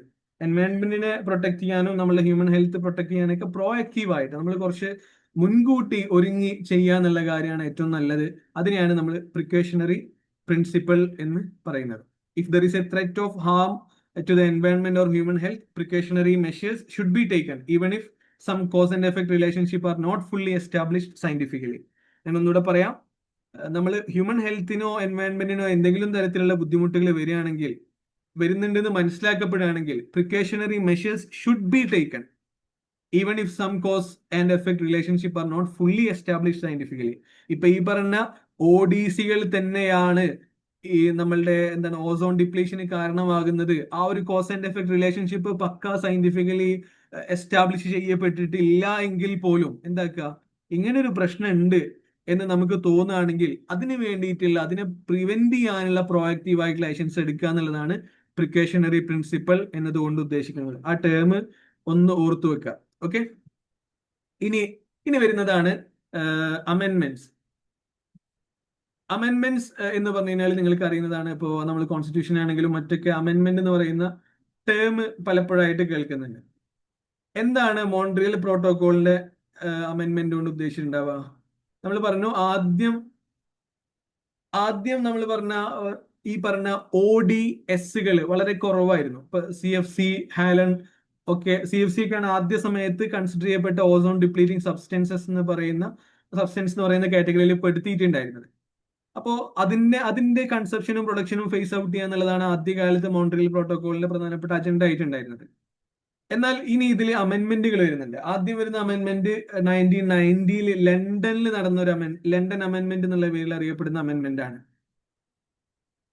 അപ്പോ അവിടെ ചെറിയ ചേഞ്ചസ് വന്നു. അവിടെ strengthen the phase out schedules for, ഇപ്പൊ നമ്മൾ ഒരു ഷെഡ്യൂളുകൾ കൊടുത്തിട്ടുണ്ടായിരുന്നു, ഇത്ര ടൈമിന്റെ ഉള്ളിൽ അതിനെ ഫേസ് ഔട്ട് ചെയ്യാന്നൊക്കെയുള്ളത്. അതിന്റെ ആ ഒരു ഷെഡ്യൂളിൽ ചെറിയ ചേഞ്ചസ് വരുത്തി, ഹാലന്റെ ഷെഡ്യൂളിൽ ചെറിയ ചേഞ്ചസ് വരുത്തി. ആ രീതിയിലുള്ള മാറ്റങ്ങളാണ് ലണ്ടൻ അമെൻമെന്റിൽ നടന്നത്. കോപ്പൻഹാഗൻ അമെൻമെന്റിൽ പ്രധാനപ്പെട്ട ഒരു ചേഞ്ച് സംഭവിച്ചത് എന്താ വെച്ച് കഴിഞ്ഞാല് CFC അതിന് കൽപ്പിച്ചിരുന്ന ഒരു ഡെഡ് ലൈൻ ഉണ്ട്. അത് കംപ്ലീറ്റ് ആയിട്ട് ഫേസ് ഔട്ട് ചെയ്യേണ്ട ഒരു ടൈം പറഞ്ഞിരുന്നു. ആ ടൈമിന് എന്താക്കി, കുറച്ചുകൂടെ ഒരു ഏർലിയർ ഡെഡ് ലൈൻ ഇൻട്രൊഡ്യൂസ് ചെയ്തു. കുറച്ച് അപ്പുറത്തായിരുന്നു ഉണ്ടായിരുന്നത്, അതിനെ കുറച്ചുകൂടെ ഏർലിയർ ആക്കി എന്നുള്ളതാണ് കോപ്പൻഹാഗൻ അമെൻമെന്റിൽ നടന്ന പ്രധാനപ്പെട്ട ഒരു സവിശേഷത. അതായത് ഈ ഓസോൺ ഹോളുമായിട്ട് ബന്ധപ്പെട്ട കൺസേണുകളൊക്കെ വന്നായിട്ട് ഗ്രോ ചെയ്യാൻ തുടങ്ങി. അപ്പൊ ആദ്യം മോൺട്രിയൽ പ്രോട്ടോകോളിന് സെറ്റ് ചെയ്തിരുന്ന ആ ഒരു ഡെഡ് ലൈൻ പോരാ, കുറച്ചുകൂടെ ഏർലിയർ ആയിട്ടുള്ള ഡെഡ് ലൈൻ വേണമെന്ന് കോപ്പൻഹാഗൻ 1992 നടന്ന അമെൻമെന്റിൽ തീരുമാനിക്കുകയും അതിനനുസരിച്ച് ഒരു ഏർലിയർ ഡെഡ് ലൈൻ CFCന്റെ ഫേസ് ഔട്ടിന് വേണ്ടിയിട്ട് സെറ്റ് ചെയ്യുകയും ചെയ്തു എന്നുള്ളതാണ് അതിന്റെ ഒരു പ്രത്യേകത. പിന്നെ കിഗാലി വരുന്നുണ്ട്. കിഗാലി അമെൻമെന്റ് 2016 അതിന്റെ ഇടയിൽ വേറെയും അമെൻമെന്റുകൾ വരുന്നുണ്ട്. കിഗാലി അമെൻമെന്റിലെ ഒരു പ്രധാനപ്പെട്ട സവിശേഷത എന്താ വെച്ച് കഴിഞ്ഞാല് HFC hydrofluoro carbon face down ചെയ്യുക എന്നുള്ളതായിരുന്നു കിഗാലി അമെൻമെന്റിലെ പ്രധാനപ്പെട്ട ഒരു സവിശേഷത. അതാണ് കിഗാലി അമെൻമെന്റിൽ വരുന്നത്. പിന്നെ ഇതാണ് പ്രധാനപ്പെട്ട അമെൻമെന്റുകളായിട്ട് നമുക്ക് പറയാനുള്ളത്. ഇതൊക്കെ നമ്മൾ ഡിസ്കസ് ചെയ്യാനുള്ളതാണ്. കിഗാലി അമെൻമെന്റ് ഒക്കെ നമുക്ക് എന്തായാലും ഒന്നുകൂടെ നോക്കണം. ഇങ്ങനെ അമെൻമെന്റുകൾ മോൺട്രിയൽ പ്രോട്ടോകോളിൽ വന്നിട്ടുണ്ട് എന്നുള്ളത് മനസ്സിലാക്കുക. ഇനി ഞാൻ നേരത്തെ പറഞ്ഞ കാര്യം, most successful environment protection treaty protocol എന്നൊക്കെ രീതിയിൽ നമുക്ക് പറയാൻ പറ്റുന്നത് ഏതാണ്? ശരിക്കും മോൺട്രിയൽ പ്രോട്ടോകോൾ തന്നെയാണ്. കാരണം അതിന് കാതലായിട്ടുള്ള ഒരു ഇമ്പാക്റ്റ് ഉണ്ടാക്കാൻ പറ്റിയിട്ടുണ്ടെന്നാണ് പഠനങ്ങൾ പറയുന്നത്. ഇപ്പൊ നമ്മള് കവർ ചെയ്തത് ഒന്നുകൂടെ ഒന്ന് റീക്യാപ്പ് ചെയ്യാം. കണക്ഷൻ ആരും പോയി പോരുത്. 1971 റാംസാർ വെറ്റ്ലാൻഡ് ഓർത്തു വെക്കുക. 1972 സ്റ്റോക്ക്ഹോം, ആ പേര് ഓർത്തു വെക്കുക. United Nations conference on human environment 1972. തൊട്ടടുത്ത വർഷം CITES 1973 international trade endangered species അവരുടെ ഇന്റർനാഷണൽ ട്രേഡുമായി ബന്ധപ്പെട്ട ഒരു കൺവെൻഷൻ.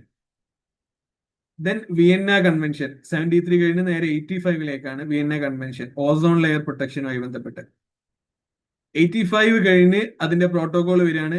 85, 86, 87 2 വർഷങ്ങൾക്ക് ശേഷം അതിന്റെ പ്രോട്ടോകോൾ വരികയാണ്. കൺവെൻഷൻ കഴിഞ്ഞ് 2 വർഷങ്ങൾക്ക് ശേഷം പ്രോട്ടോകോൾ വരുന്നു. 87 വരുന്നത് Montreal protocol. Ozone layer depleting സബ്സ്റ്റൻസസിനെ ഫേസ് ഔട്ട് ചെയ്യുക എന്നുള്ളതാണ് ഇതിന്റെ പ്രധാനപ്പെട്ട ഉദ്ദേശം. ഓസോൺ ഡിപ്ലീറ്റിംഗ് സബ്സ്റ്റൻസസിനെ ഫേസ് ഔട്ട് ചെയ്യുക. Phase out the production and consumption of ozone depleting substances. Okay, ഇതുവരെ ക്ലിയർ ആണെന്ന് വിശ്വസിക്കുന്നു. നമ്മൾ അടുത്ത കൺവെൻഷനിലേക്ക് പോവാണ്. Next convention is Basel convention. സ്വിറ്റ്സർലാൻഡിലെ ബേസൽ എന്ന സ്ഥലത്താണ് ബേസൽ കൺവെൻഷൻ നടന്നത്. ബേസൽ കൺവെൻഷൻ നടന്നത് സ്വിറ്റ്സർലാൻഡിലെ ബേസൽ എന്ന സ്ഥലത്ത്. അതിന്റെ ഫുൾ നെയിം നോക്കുകയാണെങ്കിൽ convention on control of transboundary movement of hazardous wastes and their disposal. ആ പേരിൽ തന്നെ കാര്യങ്ങളൊക്കെ വ്യക്തമാണ്. ഹസാർഡസ് ആയിട്ടുള്ള വേസ്റ്റുകള്, അതിന്റെ ട്രാൻസ്ബൗണ്ടറി മൂവ്മെന്റ്, രാജ്യത്തിന്റെ അതിർത്തികൾ ക്രോസ് ചെയ്തിട്ടുള്ള മൂവ്മെന്റ് കൺട്രോൾ ചെയ്യുക, അതിന്റെ ഡിസ്പോസലിനെ കൃത്യമായിട്ട് കൺട്രോൾ ചെയ്യുക. ഇതാണ് ബേസൽ കൺവെൻഷന്റെ പ്രധാനപ്പെട്ട ഒരു പേർപ്പസ് ആയിട്ട് വരുന്നത്. അതായത് ഇല്ലീഗൽ ആയിട്ടുള്ള ഡംപിങ് ഉണ്ടായിരുന്നു. ഹസാർഡസ് വേസ്റ്റുകളുടെ ഇല്ലീഗൽ ആയിട്ടുള്ള ഡംപിങ് ഡെവലപ്പിംഗ് കൺട്രീസിലൊക്കെ ഉണ്ടായിരുന്നു. അതിനെ കൃത്യമായിട്ട് പ്രിവെന്റ് ചെയ്യുക എന്നുള്ളതാണ് ഇതിന്റെ ഒരു പ്രധാനപ്പെട്ട ഉദ്ദേശമായിട്ട് വരുന്നത്. Prevent illegal dumping of hazardous waste, അതാണ് ബേസൽ കൺവെൻഷന്റെ പ്രധാനപ്പെട്ട ഒരു പേർപ്പസ്. ഓക്കെ, ഇനി ഇവിടെ ഇതിന്റെ ഒരു പ്രധാനപ്പെട്ട ഫീച്ചേഴ്സ് ആയിട്ട് പറയുകയാണെങ്കിൽ പ്രയർ ഇൻഫോംഡ് കൺസെന്റ് ആവശ്യമാണ് എന്ന് ബേസൽ കൺവെൻഷൻ തീരുമാനിച്ചു. Requires prior informed consent for waste movement. Waste മൂവ്മെന്റിന് കൃത്യമായിട്ടുള്ള കൺസെന്റ് ആവശ്യമാണ് എന്നത് ബേസൽ കൺവെൻഷനിൽ തീരുമാനിച്ച കാര്യമാണ്. പിന്നെ എൻവയോൺമെന്റലി സൗണ്ട് ആയിട്ടുള്ള മാനേജ്മെന്റ് പരിപാടികൾ ആവിഷ്കരിക്കണം. എൻവയോൺമെന്റിനും കൂടെ സസ്റ്റൈൻഡ് ആകുന്ന ആ ഒരു സസ്റ്റൈനബിൾ രീതിയിലുള്ള സൗണ്ട് ആയിട്ടുള്ള ഹെൽത്തി ആയിട്ടുള്ള വേസ്റ്റ് മാനേജ്മെന്റ് പരിപാടികൾ ഇംപ്ലിമെന്റ് ചെയ്യാൻ, അതിനെ പ്രൊമോട്ട് ചെയ്യാനുള്ള കാര്യങ്ങളൊക്കെ ബേസൽ കൺവെൻഷന്റെ ഭാഗമായിട്ട് വന്നു. ഇതിന്റെയും ഓർഗനൈസേഴ്സ് UNEP ആണ്, യുണൈറ്റഡ് നേഷൻസ് എൻവയോൺമെന്റ് പ്രോഗ്രാം ആണ് ഇതിന്റെയും ഓർഗനൈസർ. അഡ്രസ്സസ് എൻവയോൺമെന്റൽ justice and toxic waste trade. Toxic waste trade ഒക്കെ നിയന്ത്രിക്കാനും അതിൽ കൃത്യമായിട്ടുള്ള ഒരു പരിഹാരം കാണാനൊക്കെ ബേസൽ കൺവെൻഷനെ കൊണ്ട് സാധിച്ചിട്ടുണ്ട്. അപ്പൊ നമ്മൾ പറഞ്ഞ കാര്യങ്ങൾ തന്നെ ഇതിൽ പ്രധാനമായിട്ട് ഓർത്തു വെക്കേണ്ട കാര്യങ്ങൾ: പ്രയർ ഇൻഫോംഡ് കൺസെന്റ് ആവശ്യമാണ്. ഈ പറഞ്ഞ ഹസാർഡസ് വേസ്റ്റുകളുടെ എക്സ്പോർട്ട്, ഒരു രാജ്യത്തിൽ നിന്ന് മറ്റൊരു രാജ്യത്തിലേക്ക് ഹസാർഡസ് വേസ്റ്റുകൾ എക്സ്പോർട്ട് ചെയ്യുന്നുണ്ടെങ്കിൽ അതിന് കൃത്യമായിട്ടുള്ള ഇൻഫോംഡ് കൺസെന്റ് വേണം. എക്സ്പോർട്ടിങ് ആൻഡ് ഇമ്പോർട്ടിങ് കൺട്രീസിന്റെ ആ ഒരു ഇൻഫോംഡ് കൺസെന്റ് വേണം എന്നതൊക്കെ ഇതിന്റെ പ്രധാനപ്പെട്ട പ്രൊവിഷൻ ആയിട്ട് വരുന്ന കാര്യങ്ങളാണ്. അതുപോലെ തന്നെ ESM എന്നുള്ള ടേം ഓർത്തു വെക്കുക, എൻവയോൺമെന്റലി സൗണ്ട് മാനേജ്മെന്റ്. ആ രീതിയിൽ നമ്മളുടെ ഹ്യൂമൻ ഹെൽത്തിനും എൻവയോൺമെന്റിനും ഹാം കുറക്കുന്ന രീതിയിലുള്ള വേസ്റ്റ് ഡിസ്പോസൽ പരിപാടികളൊക്കെ ഇംപ്ലിമെന്റ് ചെയ്യണം എന്നുള്ളത് ഇതിന്റെ പ്രധാനപ്പെട്ട ഒരു പ്രൊവിഷൻ ആയിട്ട് വന്നതാണ്. വേസ്റ്റ് മിനിമൈസേഷൻ ഇതാണ് ആഡ് ചെയ്തിട്ടില്ല. വേസ്റ്റിനെ പരമാവധി മിനിമൈസ് ചെയ്യുക എന്നുള്ളതും ഇതിന്റെ ഒരു പ്രൊവിഷൻ ആയിട്ട് വന്നതാണ്. പിന്നെ ഹസാർഡസ് വേസ്റ്റ് ഡെവലപ്പിംഗ് കൺട്രീസിലോട്ടുള്ള ഈ പറഞ്ഞ ഹസാർഡസ് വേസ്റ്റിന്റെ ഒരു ഇമ്പോർട്ടിംഗ് പരിപാടി നിർബന്ധമായിട്ടും പ്രൊഹിബിറ്റ് ചെയ്യണം എന്നതും ഇതിൽ വളരെ സ്പെസിഫിക്കലി പറഞ്ഞൊരു കാര്യമാണ്.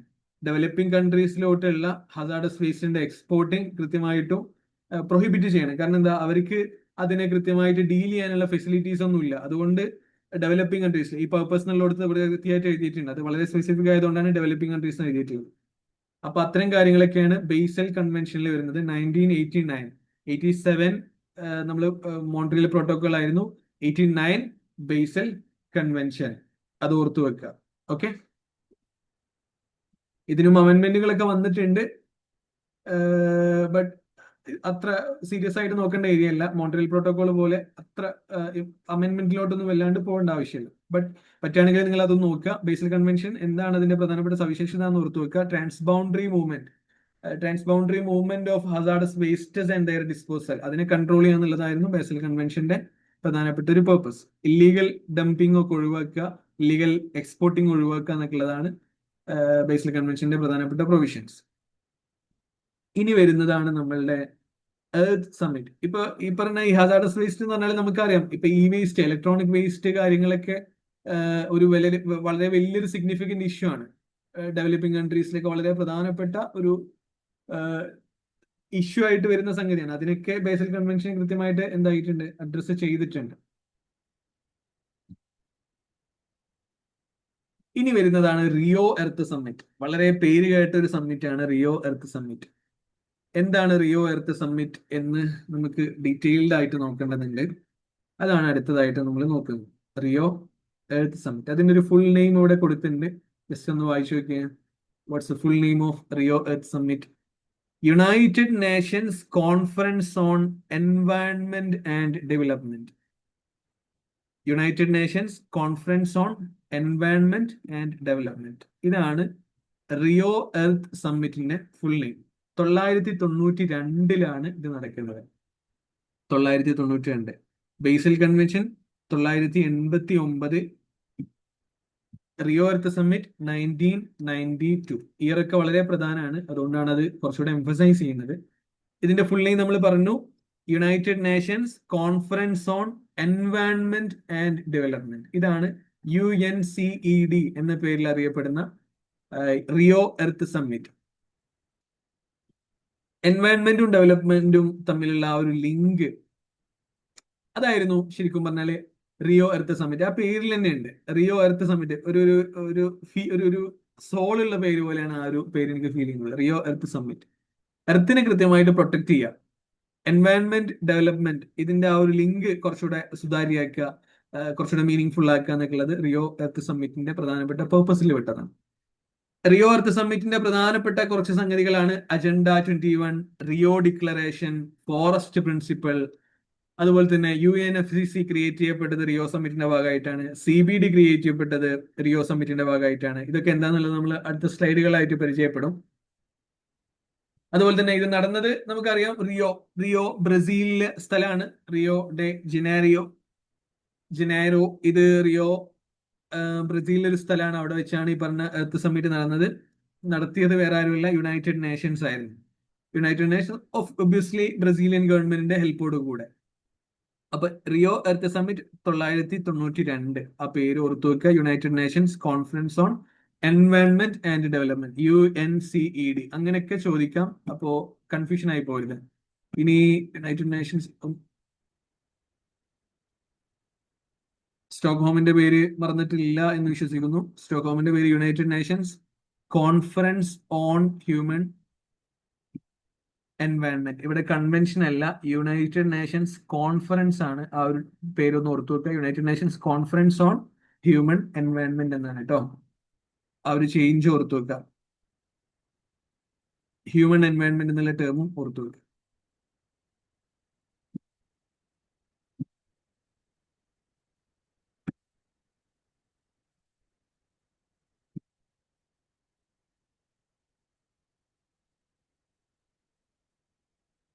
അപ്പൊ റിയോ സമ്മിറ്റിനെ കുറിച്ച് നമ്മൾ പറഞ്ഞത്, United Nations conference on environment and development. Rio സമ്മിറ്റിന്റെ ലോഗോ ഇവിടെ കാണാം, United Nations conference on environment and development. In our hands എന്നായിരുന്നു അതിന്റെ മോട്ടോ. എർത്ത് സമ്മിറ്റ് എന്ന പേരിലും അറിയപ്പെടുന്നു. Earth summit 992. റിയോ സമ്മിറ്റിന്റെ UNCED-യുടെ United Nations conference on environment and development, അതിലെ പ്രധാനപ്പെട്ട കുറച്ച് ഫീച്ചേഴ്സ് ആയിരുന്നു agenda 21, Rio declaration, forest principles, CBD, UNFCC, UNCCD. ഇതെന്തൊക്കെയാണ് എന്ന് നോക്കാം.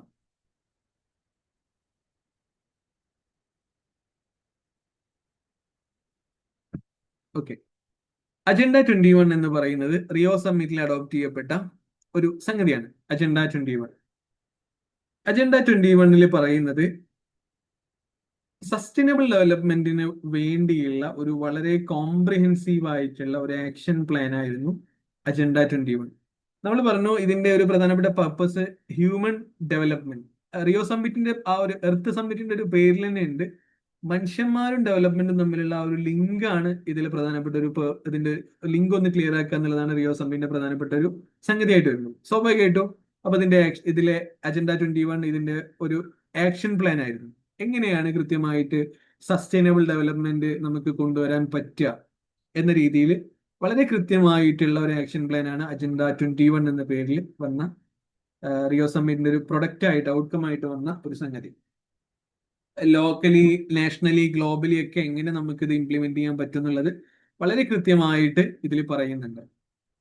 ഓക്കെ, ദെൻ ഇത് ഒരു 4 ഏരിയകളിലൊക്കെ ആയിട്ട് ക്ലാസിഫൈ ചെയ്യപ്പെട്ട രീതിയിലായിരുന്നു ഈ പറഞ്ഞ ആക്ഷൻ പ്ലാൻ ഉണ്ടായിരുന്നത്. നമ്മളുടെ സോഷ്യൽ, എൻവയൺമെന്റൽ, എക്കണോമിക് എല്ലാ ഏരിയകളെയും അഡ്രസ് ചെയ്യുന്ന വളരെ ബാലൻസ്ഡ് ആയിട്ടുള്ള ഒരു ഇന്റഗ്രേറ്റഡ് ആയിട്ടുള്ള മാനറിൽ ക്രിയേറ്റ് ചെയ്ത ഒരു സാധനമായിരുന്നു അജണ്ട 21.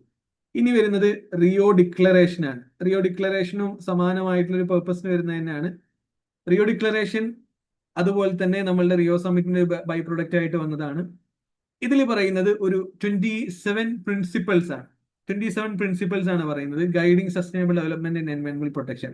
സെയിം തിങ്, നമ്മൾ അജണ്ട 21 കൃത്യമായിട്ടുള്ള ഒരു ആക്ഷൻ പ്ലാൻ ആയിരുന്നു എങ്കിൽ ഇവിടെ ഇത് കുറച്ചുകൂടെ ഒരു ഗൈഡിങ് പ്രിൻസിപ്പൽസ് അല്ലെങ്കിൽ ഒരു എത്തിക്കൽ പ്രിൻസിപ്പൽസ് അല്ലെങ്കിൽ അതിന്റെ ഒരു ഫിലോസോഫിക്കൽ അണ്ടർപിന്നിങ്സ് എന്ന രീതിയിലൊക്കെ പറയാൻ പറ്റുന്ന കാര്യങ്ങളായിരുന്നു റിയോ ഡിക്ലറേഷൻ എന്ന പേരിൽ വന്ന സംഗതി. Rio declaration on environment and development, അതിൽ ഒരു 27 പ്രിൻസിപ്പൽസ് ആണ് പറയുന്നത്. എങ്ങനെ ഒരു ഇന്റർനാഷണൽ കമ്മ്യൂണിറ്റിക്ക് ഈ പറഞ്ഞ സസ്റ്റൈനബിൾ ഡെവലപ്മെന്റ് അച്ചീവ് ചെയ്യാം, അതിന്റെ ഒരു ഫിലോസോഫിക്കൽ അണ്ടർപിന്നിങ്സ് ഒക്കെ പറയുന്ന ഒരു സംഗതിയാണ് റിയോ ഡിക്ലറേഷൻ. ഇനി വരുന്നത് ഫോറസ്റ്റ് പ്രിൻസിപ്പൽസ്, അതും ഈ പറഞ്ഞ റിയോ സമ്മിറ്റിന്റെ ഭാഗമായിട്ട് വന്നതാണ്. ഫോറസ്റ്റ് പ്രിൻസിപ്പൽസ് എന്താണെന്ന് ചോദിച്ചു കഴിഞ്ഞാൽ നമ്മൾ കൃത്യമായിട്ട് എങ്ങനെ സസ്റ്റൈനബിൾ ആയ ഒരു ഫോറസ്റ്റുകൾ, sustainable management of forest globally, എങ്ങനെ ഫോറസ്റ്റുകൾ കൃത്യമായിട്ട് മാനേജ് ചെയ്ത് കൊണ്ടുപോകാം ഗ്ലോബലി, നമുക്ക് അതെങ്ങനെ സാധ്യമാകും എന്നതാണ് ഫോറസ്റ്റ് പ്രിൻസിപ്പൽസിൽ പറയുന്നത്. അതും റിയോ സമ്മിറ്റിന്റെ ഭാഗമായിട്ട് വന്നതാണെന്നുള്ളത് മനസ്സിലാക്കുക. ഇനി വരുന്നത് CBD വരുന്നുണ്ട്, UNFCC വരുന്നുണ്ട്, UNCCD വരുന്നുണ്ട്.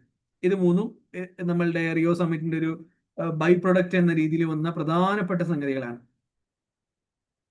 എന്താണ് CBD, എന്താണ് UNFCC, എന്താണ് UNCCD എന്നൊക്കെ ഓരോന്നോരോന്നായിട്ട് നമുക്ക് നോക്കാം. CBD എന്ന് പറയുന്നത് convention on biological diversity, adopt ചെയ്യപ്പെട്ടത് 992 തന്നെയാണ്.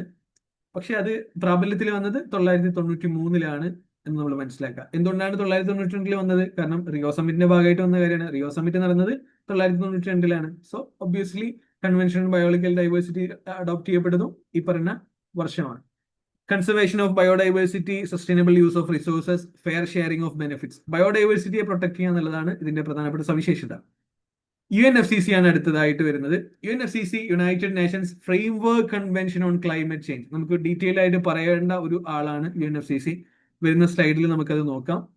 United Nations framework convention on climate change, climate ചേഞ്ചിലെ ഒരു ഫ്രെയിംവർക്ക് കൺവെൻഷൻ എന്ന പേരിൽ അറിയപ്പെടുന്നത് UNFCC ആണ്. ഇതും അഡോപ്റ്റ് ചെയ്യപ്പെട്ടത് 1992 നടന്ന റിയോ സമ്മിറ്റിൽ തന്നെയാണ്.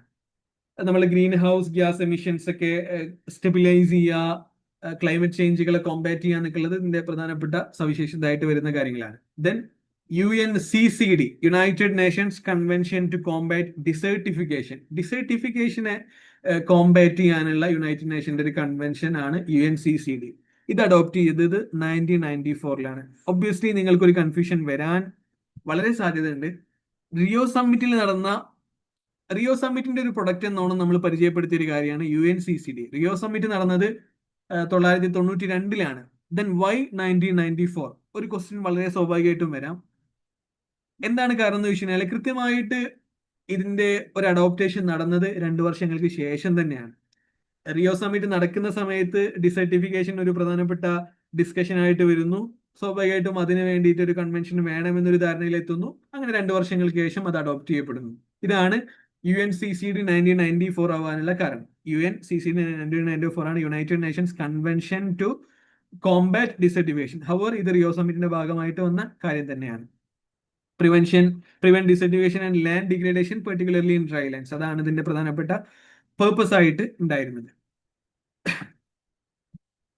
ഓക്കെ, ഇപ്പൊ നമ്മൾ പറഞ്ഞ കാര്യങ്ങള് റിയോ സമ്മിറ്റ് ആണ് നമ്മളിപ്പോ പറഞ്ഞത്. Rio summit 1992, agenda 21 Rio declaration, forest principle, convention on biodiversity, United Nations framework convention on climate change, United Nations convention for to combat desertification, അങ്ങനെ തന്നെ അല്ലേ? United Nations convention to combat desertification. ഇതൊക്കെ അതിന്റെ by product ആയിട്ട്, outcomes ആയിട്ട് വന്ന കാര്യങ്ങളാണെന്നുള്ളത് മനസ്സിലാക്കാം. Okay, ഇനി നമുക്ക് UNFCC നമുക്കൊന്ന് ഡീറ്റെയിൽഡ് ആയിട്ട് നോക്കാം. എന്താണ് UNFCC?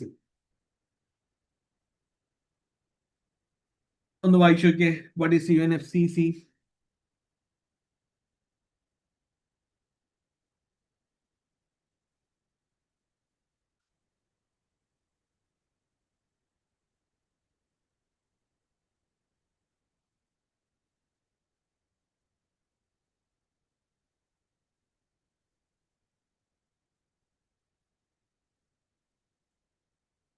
ഓക്കെ, UNFCC നിങ്ങൾ വായിച്ചു എന്ന് വിശ്വസിക്കുന്നു.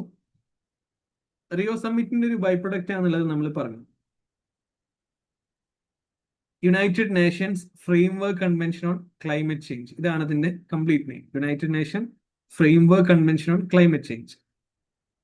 ഇനി നമ്മൾ ശ്രദ്ധിക്കേണ്ട കാര്യങ്ങളാണ്.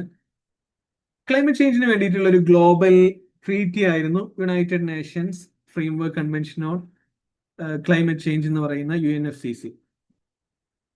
എല്ലാ രാജ്യങ്ങളും ക്ലൈമറ്റ് ആക്ഷന് വേണ്ടിയിട്ട് ഒരുമിച്ച് കൂടണം, കോപ്പറേറ്റ് ചെയ്യണം, അങ്ങോട്ടും ഇങ്ങോട്ടും സപ്പോർട്ട് ചെയ്യണം. ഇത്തരം കാര്യങ്ങളൊക്കെ ആയിരുന്നു ഈ പറഞ്ഞ United Nation framework convention on climate ചേഞ്ചിന്റെ ഒരു പ്രധാനപ്പെട്ട സവിശേഷതകളായിട്ട് വന്നിരുന്നത്.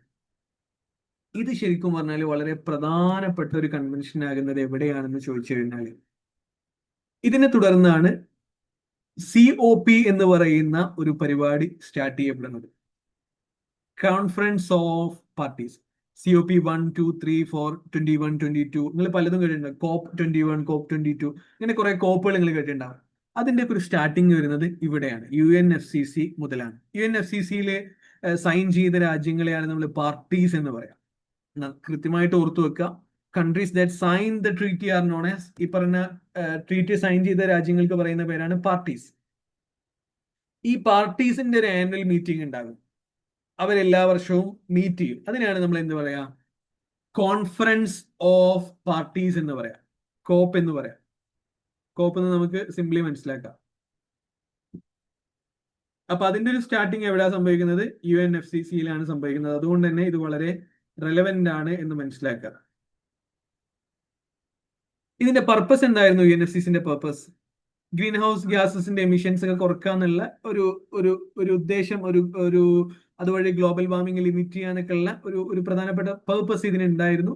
പ്ലസ് ഒരു ക്ലൈമറ്റ് ചേഞ്ചിന് വേണ്ടിയിട്ടുള്ള ഒരു ജനറൽ കൺവെൻഷൻ എന്ന രീതിയിൽ വേണമെങ്കിലും നമുക്ക് ഇതിനെ കാണാവുന്നതാണ്. പ്രധാനപ്പെട്ട ഫീച്ചേഴ്സ് നമ്മൾ പറഞ്ഞു. ആനുവൽ COP കോൺഫറൻസസ് എസ്റ്റാബ്ലിഷ് ചെയ്യപ്പെട്ടത് UNFCCയിലാണ്. Annual COP conferences. COP എന്ന് പറഞ്ഞാൽ കോൺഫറൻസ് ഓഫ് പാർട്ടീസ്. പാർട്ടീസ് എന്ന് പറഞ്ഞാൽ ഈ പറഞ്ഞ ട്രീറ്റി സൈൻ ചെയ്ത രാജ്യങ്ങൾക്കാണ് നമ്മൾ എന്ത് പറയാ, പാർട്ടീസ് എന്ന് പറയാം. ഓക്കെ, ഇതാണ് നമ്മളെ UNFCCയുടെ logo. United Nation framework convention on climate change.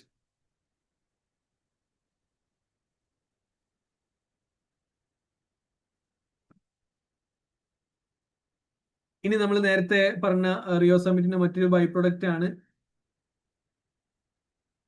United നേഷന്റെ ആഭിമുഖ്യത്തിൽ നടന്ന റിയോ സമ്മിറ്റിന്റെ മറ്റൊരു ബൈ പ്രൊഡക്റ്റ് ആയിരുന്നു convention on biological diversity, CBD എന്ന് പറയും.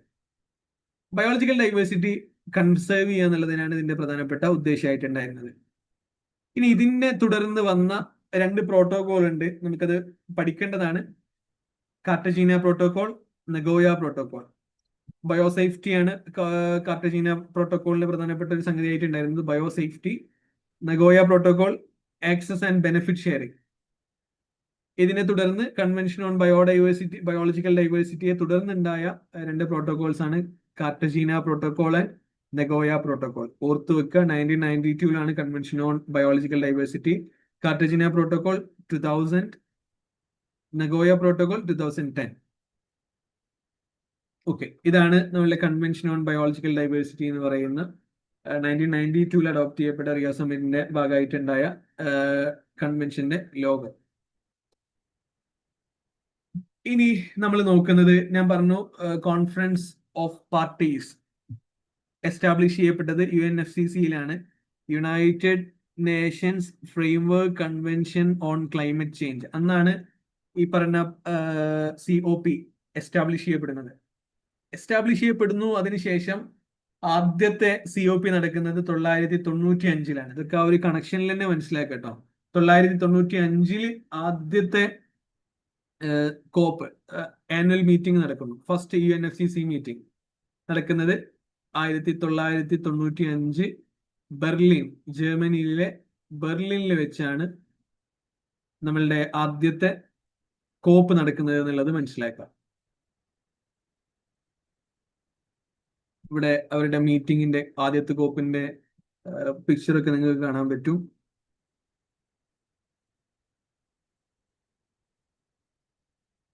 The first COP at Berlin, after which the signatories agreed to meet each year to review climate actions objectives. എന്തായിരുന്നു അതിന്റെ പേർപ്പസ് എന്നുള്ളത് പറയുന്നുണ്ട്. ഒന്നാമത്തെ COP at Berlin, after which the signatories agreed to meet each year to review climate action objectives. നമ്മളെ climate action objectives ഒക്കെ meet ചെയ്യുന്നുണ്ടോ, അതിനെ ഒന്ന് റിവ്യൂ ചെയ്യാൻ വേണ്ടിയിട്ട് എല്ലാ വർഷവും അവരങ്ങനെ ഒരുമിച്ച് കൂടാൻ വേണ്ടി തീരുമാനിച്ചത് ഈ പറഞ്ഞ ഒന്നാമത്തെ കോപ്പിൽ വെച്ചാണ്. Berlin 1995 UN Convention on Climate Change, Conference of the Parties. Berlin mandate എന്ന് പറഞ്ഞാൽ negotiation for stronger legally binding commitments. കുറച്ചുകൂടെ ലീഗലി ബൈൻഡിങ് ആയിട്ടുള്ള കമ്മിറ്റ്മെന്റ്സ് വേണം, അതിനൊക്കെ വേണ്ടിയിട്ട് അഡോപ്റ്റ് ചെയ്യപ്പെട്ട ഒരു സംഗതിയാണ് ബെർലിൻ മാൻഡേറ്റ്. അതിനെ തുടർന്നാണ് ക്യോട്ടോ പ്രോട്ടോകോളിനൊക്കെ ഉള്ള ഒരു ബേസിക് ഐഡിയ ഒക്കെ വരുന്നത് ഈ പറഞ്ഞ COP 1 എന്നുള്ളത് കൂടെ നമ്മൾ മനസ്സിലാക്കാം. കൃത്യമായിട്ട് COP 3 ബട്ട് അവർ ഈ പറഞ്ഞ ക്യോട്ടോ പ്രോട്ടോകോൾ ഒക്കെ ഒരു ലീഗലി ബൈൻഡിങ് ആയിട്ടുള്ള കമ്മിറ്റ്മെന്റ് ആയിരുന്നു അല്ലെ. ആ ലീഗലി ബൈൻഡിങ് ആയിട്ടുള്ള ഒരു കമ്മിറ്റ്മെന്റിനൊക്കെ ഉള്ള ഒരു സ്റ്റാർട്ടിങ്, അത്തരം നെഗോഷിയേഷൻസ് ഒക്കെ നമുക്ക് സ്റ്റാർട്ട് ചെയ്യണം, കുറച്ചുകൂടെ കാര്യങ്ങളൊക്കെ സീരിയസ് ആയിട്ട് എടുക്കണം എന്ന കാര്യങ്ങളൊക്കെ വരുന്നത് ബെർലിൻ മാൻഡേറ്റിലാണ്. Developed countries responsibility to take the lead on emission reduction. നമ്മൾ ഗ്രീൻ ഹൗസ് ഗ്യാസ് എമിഷൻസിലൊക്കെ, അതിന്റെ എമിഷൻസിലൊക്കെ കുറച്ചുകൂടെ റെസ്പോൺസിബിലിറ്റി ഡെവലപ്ഡ് കൺട്രീസ് കാണിക്കണം എന്നതൊക്കെ ഇതിന്റെ പ്രധാനപ്പെട്ട തീരുമാനങ്ങളായിട്ട് വരുന്ന കാര്യങ്ങളാണ്. ഇനി നമ്മൾ വളരെ പ്രധാനപ്പെട്ട ഒരു കാര്യം കൂടെ പറയാണ്, ക്യോട്ടോ പ്രോട്ടോകോൾ. 1997 നടന്ന, ഞാൻ ജനിച്ച വർഷത്തിൽ നടന്ന, അല്ലെങ്കിൽ ഡേറ്റ് ഓഫ് ബർത്ത് ഉണ്ടെങ്കിൽ ഓർത്ത് വെച്ചോളൂ, 1997 നടന്ന പ്രധാനപ്പെട്ട ഒരു പ്രോട്ടോകോളാണ് Kyoto protocol. Conference of parties 3, മൂന്നാമത്തെ കോൺഫറൻസ് ഓഫ് പാർട്ടീസ് നടന്നത് ഈ പറഞ്ഞ വർഷമായിരുന്നു. COP 3 ആ വർഷമാണ് ക്യോട്ടോ പ്രോട്ടോകോളും വരുന്നത്, 1997. ഞാൻ പറഞ്ഞ ഒന്നാമത്തെ കോപ്പിൽ അങ്ങനെ ഭയങ്കരമായിട്ട് ഒരു പ്രത്യേകിച്ച് ഒരു പ്രോട്ടോകോൾക്കൊന്നും എത്തിക്കുന്ന രീതിയിലൊന്നും ഉണ്ടായിട്ടില്ല. ബട്ട് പറഞ്ഞ ബെർലിൻ മാൻഡേറ്റ് എന്ന് പറയുന്ന സംഗതിക്കാട് വരുന്നു. കുറച്ചുകൂടെ സീരിയസ് ആയിട്ട് ലീഗലി ബൈൻഡിങ് ആയിട്ടുള്ള തീരുമാനങ്ങൾക്ക് നമ്മൾ എടുക്കണം എന്നൊക്കെ ഒരു ധാരണയിൽ എത്തുന്നു. കുറച്ചുകൂടെ ഒക്കെ റെസ്പോൺസിബിലിറ്റി ഡെവലപ്പിംഗ് കൺട്രീസ് കാണിക്കണം എന്ന് പറയുന്നു. ദെൻ പിന്നെ 2 വർഷങ്ങൾക്ക് അപ്പുറം മൂന്നാമത്തെ വർഷം 1997 മൂന്നാമത്തെ കോൺഫറൻസ് ഓഫ് പാർട്ടീസ് കൂടുന്നു. അന്ന് ക്യോട്ടോ പ്രോട്ടോകോൾ ലീഗലി ബൈൻഡിങ് ആയിട്ടുള്ള ഒരു പ്രോട്ടോകോൾ അംഗീകരിക്കപ്പെടുന്നു, അത് വരുന്നു എന്നുള്ളതാണ് അതിന്റെ ഒരു സവിശേഷത, ക്യോട്ടോ പ്രോട്ടോകോളിന്റെ ഒരു സവിശേഷത. ഓക്കെ, എന്തായിരുന്നു purpose? Legally bind developed nations to cut green house gas emissions. Green house gas emissions നന്നായിട്ട് കട്ട് ചെയ്യുക എന്നുള്ളതാണ് ക്യോട്ടോ പ്രോട്ടോകോളിന്റെ പ്രധാനപ്പെട്ട ഒരു പേർപ്പസ് ആയിട്ട് വരുന്നത്. ലീഗലി ബൈൻഡ് ഡെവലപ്ഡ് നേഷൻസിനെ ലീഗലി ബൈൻഡിങ് ആക്കുന്നു. എന്തിനു വേണ്ടിയിട്ട്? To cut green house gas emissions കൃത്യമായിട്ട് കട്ട് ചെയ്യുക. കുറച്ചുകൂടെ നമ്മൾ ഇതിന്റെ ഒരു ടാർഗറ്റ് എന്ന് പറയുന്നത് ഡെവലപ്ഡ് നേഷൻസ് തന്നെയാണ്. അതും മനസ്സിലാക്കി വെക്കേണ്ട കാര്യമാണ്. Developed Nations green house gas emission കൃത്യമായിട്ട് റെഡ്യൂസ് ചെയ്യുക, കട്ട് ഡൗൺ ചെയ്യുക എന്നുള്ളതാണ് ക്യോട്ടോ പ്രോട്ടോകോളിന്റെ ഒന്നാമത്തെ ഒരു ടാർഗറ്റ് ആയിട്ട് വരുന്നത്. ഇതിനൊരു ഒരു ഒരു ഫേസ് വെച്ചിരുന്നു. ഞാൻ നേരത്തെ പറഞ്ഞു 2005 ക്യോട്ടോ പ്രോട്ടോകോൾ പ്രാബല്യത്തിൽ വരുന്നത്. 1997 Kyoto protocol conference of parties നടന്നു, അന്ന് അഡോപ്റ്റ് ചെയ്യപ്പെട്ടു. കെയിം ഇൻ ടു ഫോഴ്സ്, പ്രാബല്യത്തിൽ വന്നത് എപ്പോഴാണ്? ഫസ്റ്റ് ട്രീറ്റി വിത്ത് ബൈൻഡിങ് ക്ലൈമറ്റ് ടാർഗറ്റ്സ്. ഇത് എപ്പോഴായിരുന്നു? 2005 ഇത് ഒരു ബൈൻഡിങ് ആയിട്ട് കൃത്യമായിട്ട് വന്നത്. അത് ഒരു പ്രാബല്യത്തിൽ വന്നത് 2005 അവർ ആദ്യത്തെ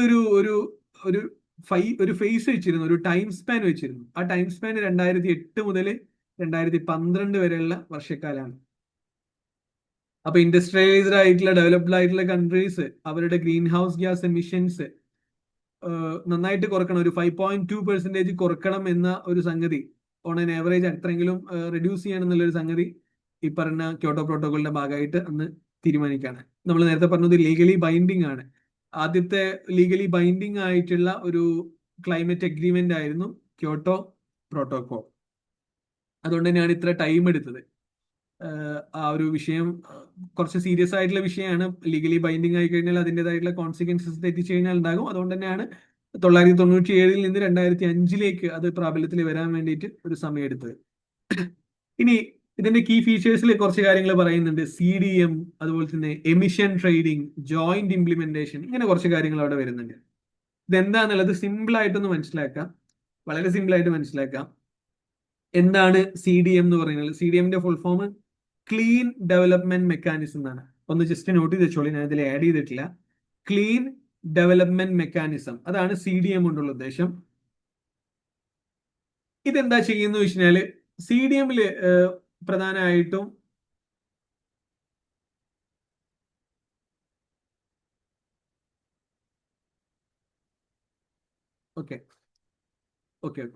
സോറി ഫോർ ദ ഇൻകൺവീനിയൻസ്. CDMല് ഞാൻ പറഞ്ഞു അതിന്റെ ഫുൾ ഫോം വരുന്നത് ക്ലീൻ ഡെവലപ്മെന്റ് മെക്കാനിസം. ഇവിടെ എന്താ ചെയ്യുന്നത് വെച്ച് കഴിഞ്ഞാൽ ഡെവലപ്പിംഗ്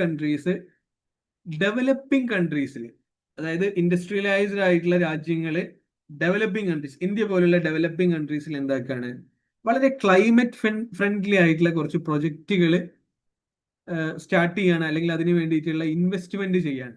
ഇതാണ് CDM കൊണ്ട് ഉദ്ദേശിക്കുന്നത്. ക്ലീൻ ഡെവലപ്മെന്റ്, ആ ഒരു ടേമിൽ തന്നെയുണ്ട്, ക്ലീൻ ഡെവലപ്മെന്റ് മെക്കാനിസം. അതാണ് ഇവിടെ പറയുന്ന കാര്യം. Developed countries they invest climate friendly project in developing countries. അത്രമാത്രം ബേസിക്കലി മനസ്സിലാക്കുക. ഡെവലപ്ഡ് കൺട്രീസിന് ഡെവലപ്പിംഗ് കൺട്രീസിൽ ക്ലീൻ ആയിട്ടുള്ള, വളരെ ക്ലൈമറ്റ് ഫ്രണ്ട്ലി ആയിട്ടുള്ള പ്രൊജക്റ്റുകൾ, അതിന് വേണ്ടിയിട്ടുള്ള ഇൻവെസ്റ്റ്മെന്റിനുള്ള ഒരു അവസരം കൊടുക്കുക എന്നുള്ളതാണ് CDM കൊണ്ടുള്ള ഉദ്ദേശം, ക്ലീൻ ഡെവലപ്മെന്റ് മെക്കാനിസം. ഇതിനൊരു റിട്ടേൺ ആയിട്ട് എന്താണ് ഡെവലപ്പിംഗ് കൺട്രീസിലേക്ക് ലഭിക്കുന്നത് വെച്ചാൽ കാർബൺ ക്രെഡിറ്റ് കിട്ടും. CER എന്ന് പറയും, കാർബൺ ക്രെഡിറ്റ്സ്. അപ്പൊ അവർക്ക് അവരുടെ എമിഷൻ ടാർഗറ്റ്സ് എന്താകാൻ പറ്റും, മീറ്റ് ചെയ്യാനുള്ള ഒരു സംഗതി അവർക്ക് തിരിച്ചു ലഭിക്കുന്നുണ്ട്. ഡെവലപ്ഡ് കൺട്രീസിന്റെ ഒരു ലാഭം അവർക്ക് തിരിച്ചു കിട്ടുന്ന ഒരു സംഗതി എന്താണ്, ഈ പറഞ്ഞ കാര്യമാണ്. ഒരു ഉദ്ദേശം പറയുകയാണെങ്കിൽ ഇപ്പൊ ജർമ്മനി എന്ന് പറഞ്ഞാൽ ഒരു ഡെവലപ്ഡ് കൺട്രിയാണ്, ഒരു ഇൻഡസ്ട്രിയലൈസ്ഡ് ആയിട്ടുള്ള ഒരു രാജ്യമാണ് ജർമ്മനി. അപ്പൊ ജർമ്മനി എന്ത് ചെയ്യാണ്, ഇന്ത്യയിൽ ഒരു വിൻഡ് ഫാം ഇംപ്ലിമെന്റ് ചെയ്യാനുള്ള ഇൻവെസ്റ്റ്മെന്റ് ചെയ്യാണ്, അതിനു വേണ്ടിയിട്ട് ഫണ്ട് ചെയ്യാണ്. CDM ഒരു എക്സാമ്പിൾ ആയിട്ട് നമുക്ക് പറയാൻ പറ്റും ക്ലീൻ ഡെവലപ്മെന്റ് മെക്കാനിസം. മറ്റൊന്നാണ് എമിഷൻ ട്രേഡിംഗ്.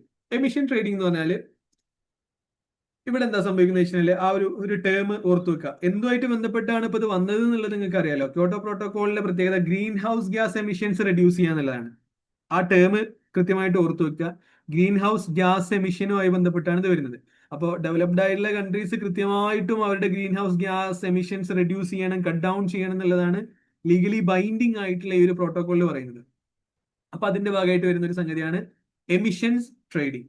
അതായത് ലെസ് എമിറ്റിംഗ് ആയിട്ടുള്ള രാജ്യങ്ങള്, countries that emit less than their target can sell surplus emission credits to other who exceed their limits. ഇപ്പൊ ഒരു രാജ്യം കുറച്ചധികം എമിറ്റ് ചെയ്യുന്ന ഒരു രാജ്യമാണ് എന്ന് വിചാരിക്കുക. ഒരു രാജ്യം അവരുടെ ടാർഗറ്റിന്റെ അത്ര പോലും എമിറ്റ് ചെയ്തിട്ടില്ല, അവർക്ക് അലൗഡ് ആയിട്ടുള്ള അളവിൽ പോലും എമിറ്റ് ചെയ്തിട്ടില്ല. അപ്പൊ അവർക്ക് എന്താക്കാം, അവരുടെ ആ ഒരു ക്രെഡിറ്റ്, എമിഷൻ ക്രെഡിറ്റ്സ് എന്ത് ചെയ്യാം, അവർക്ക് ആ സർപ്ലസ് ആയിട്ട് വന്നിട്ടുള്ള എമിഷൻ ക്രെഡിറ്റ്സ് എന്താക്കാം, മറ്റുള്ള രാജ്യങ്ങൾക്ക് കൊടുക്കാം എന്നാണ് എമിഷൻ ട്രേഡിംഗിൽ പറയുന്നത്. ഇതിനെ കാർബൺ മാർക്കറ്റ് അല്ലെങ്കിൽ ക്യാപ്പ് ആൻഡ് ട്രേഡ് എന്നൊക്കെ പറയാറുണ്ട്. ആ ടേമുകളൊന്ന് ഓർത്ത് വെക്കുക. ക്യാപ്പ് ആൻഡ് ട്രേഡ് ഒന്ന് ജസ്റ്റ് എഴുതി വെച്ചോളൂ. ക്യാപ്പ് ആൻഡ് ട്രേഡ്, അതല്ലെങ്കിൽ കാർബൺ മാർക്കറ്റ് എന്നൊക്കെ പറയാറുണ്ട്. അപ്പോ ഈ എമിഷൻ കുറഞ്ഞ രാജ്യങ്ങൾ അവരുടെ ടാർഗറ്റിലേക്ക് ഇനിയും കുറച്ചുകൂടെ ബാക്കിയുണ്ടെങ്കിൽ ആ ഒരു ക്രെഡിറ്റ് ആർക്ക് വിൽക്കുകയാണ്, ടാർഗറ്റൊക്കെ എത്തിയ രാജ്യങ്ങൾക്ക് വിൽക്കുകയാണ്. അതാണ് എമിഷൻ ട്രേഡിംഗ് കൊണ്ട് ഉദ്ദേശിക്കുന്നത്. അടുത്തത് വരുന്നതാണ്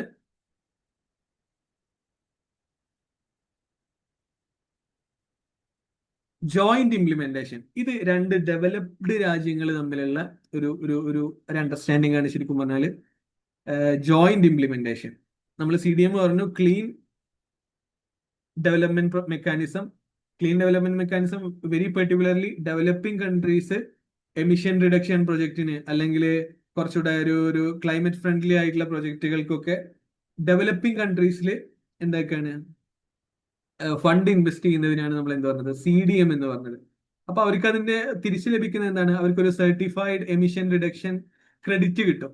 അതായത് എമിഷൻ റിഡക്ഷന് വേണ്ടിയിട്ട് അവർ കോൺട്രിബ്യൂട്ട് ചെയ്തു എന്ന രീതിയിൽ ഒരു സർട്ടിഫിക്കേഷൻ, അതിനാണ് നമ്മൾ എന്താ പറയാ, സർട്ടിഫൈഡ് എമിഷൻ റിഡക്ഷൻ ക്രെഡിറ്റ് എന്ന് പറയാം, CER. അതാണ് അവർക്ക് ഇൻ റിട്ടേൺ ആയിട്ട് കിട്ടുന്ന ഒരു കാര്യം. അപ്പോൾ കുറച്ചുകൂടെ ചീപ്പറായിട്ട് ഡെവലപ്ഡ് കൺട്രീസിന് അവരുടെ ടാർഗറ്റ് അച്ചീവ് ചെയ്യാൻ അവസരം ലഭിക്കുന്നു. അതേപോലെ തന്നെ ഡെവലപ്പിംഗ് കൺട്രീസിനാണെങ്കിൽ കുറച്ചുകൂടെ സസ്റ്റൈനബിൾ ആയിട്ട് ഡെവലപ്മെന്റ് സാധ്യമാകുന്നു. ഇങ്ങനെ രണ്ട് ബെനിഫിറ്റ്സ് ആണ് രണ്ടു കൂട്ടർക്കും വരുന്നത്. ഇനി എമിഷൻ ട്രേഡിംഗ് നമ്മൾ പറഞ്ഞു, എമിഷൻ ലെസ് ആയിട്ടുള്ള രാജ്യങ്ങൾ അവരുടെ ആ ഒരു എക്സ്ട്രാ അലവൻസ്, അവർക്ക് ഇനി ബാക്കിയുള്ള സർപ്ലസ് ആയിട്ടുള്ള കാര്യങ്ങൾ ലിമിറ്റ് ക്രോസ് ചെയ്ത രാജ്യങ്ങൾക്ക് വിൽക്കുക. അതിനാണ് നമ്മൾ എന്ത് പറഞ്ഞത്, എമിഷൻ ട്രേഡിംഗ് എന്ന് പറഞ്ഞത്.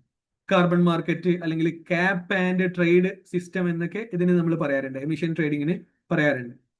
ഇപ്പോ ഒരു രാജ്യം ജസ്റ്റ് ഇമാജിൻ, ഒരു കൺട്രിയെ അവരുടെ ടാർഗറ്റ് 100 യൂണിറ്റ് ആണ് അവർക്ക് ടാർഗറ്റ് എങ്കിൽ അവർ 90 അവർ എന്താക്കിയിട്ടുള്ളൂ. ഞാൻ പറയുന്നത് കൃത്യമായിട്ട് ഓർത്തു വെക്കുക. 100 യൂണിറ്റ് അവർക്ക് എമിറ്റ് ചെയ്യാം, അതാണ് അവരുടെ അൾട്ടിമേറ്റ് ടാർഗറ്റ്. പക്ഷെ അവർ 90 ചെയ്തിട്ടുള്ളൂ, 10 അവർ സേവ് ചെയ്തിട്ടുണ്ട്. അപ്പൊ എന്താക്കുക, വേറൊരു രാജ്യം എന്താണ്, അവരുടെ 100 എത്തിയിട്ടുണ്ടെങ്കിൽ ഒരു 10 എന്താക്കാം, അവർക്ക് വിൽക്കാം, അവർക്ക് ട്രേഡ് ചെയ്യാം. ഇതാണ് എമിഷൻ ട്രേഡിംഗ് കൊണ്ടുള്ള ഉദ്ദേശം. അപ്പോ കൺട്രി ബിക്ക് എന്താക്കാം, അവർക്ക് ആ ഒരു 10 ക്രെഡിറ്റ് എന്താക്കാം, മറ്റേ രാജ്യത്തിലേക്ക് നിന്ന് വാങ്ങാനുള്ള ഒരു ഓപ്ഷനാണ്. ഇതാണ് എമിഷൻ ട്രേഡിംഗ് കൊണ്ടുള്ള ഉദ്ദേശം. ഇപ്പൊ രണ്ട് ടീമിനും എന്താക്കി, 100 എന്നുള്ളതാണ് രണ്ട് ടീമിന്റെയും ടാർഗറ്റ് എങ്കിലും ഒരു രാജ്യം 90 എത്തിയിട്ടുള്ളൂ, അവർക്ക് 10 ബാലൻസ് ഉണ്ട്. ആ 10 അടുത്ത രാജ്യത്തിന് കൊടുക്കാം, അവർ ആൾറെഡി അവരുടെ ടാർഗറ്റ് എത്തിയിട്ടുണ്ട്. അപ്പൊ എന്താക്കാം, ആ പറഞ്ഞ ബാലൻസ് നഷ്ടപ്പെടാത്ത രീതിയിൽ എന്താക്കാം, ഈ പറഞ്ഞ പ്രോട്ടോകോളിന്റെ ഒരു ഇംപ്ലിമെന്റേഷൻ നടക്കുന്നുള്ളതാണ് എമിഷൻ ട്രേഡിംഗിന്റെ ഒരു സവിശേഷത. ഇനി ജോയിന്റ് ഇംപ്ലിമെന്റേഷൻ, അവിടെ എന്താ നടക്കുന്നത്, ഒരു developing country invest in an emission reducing project in another developed country.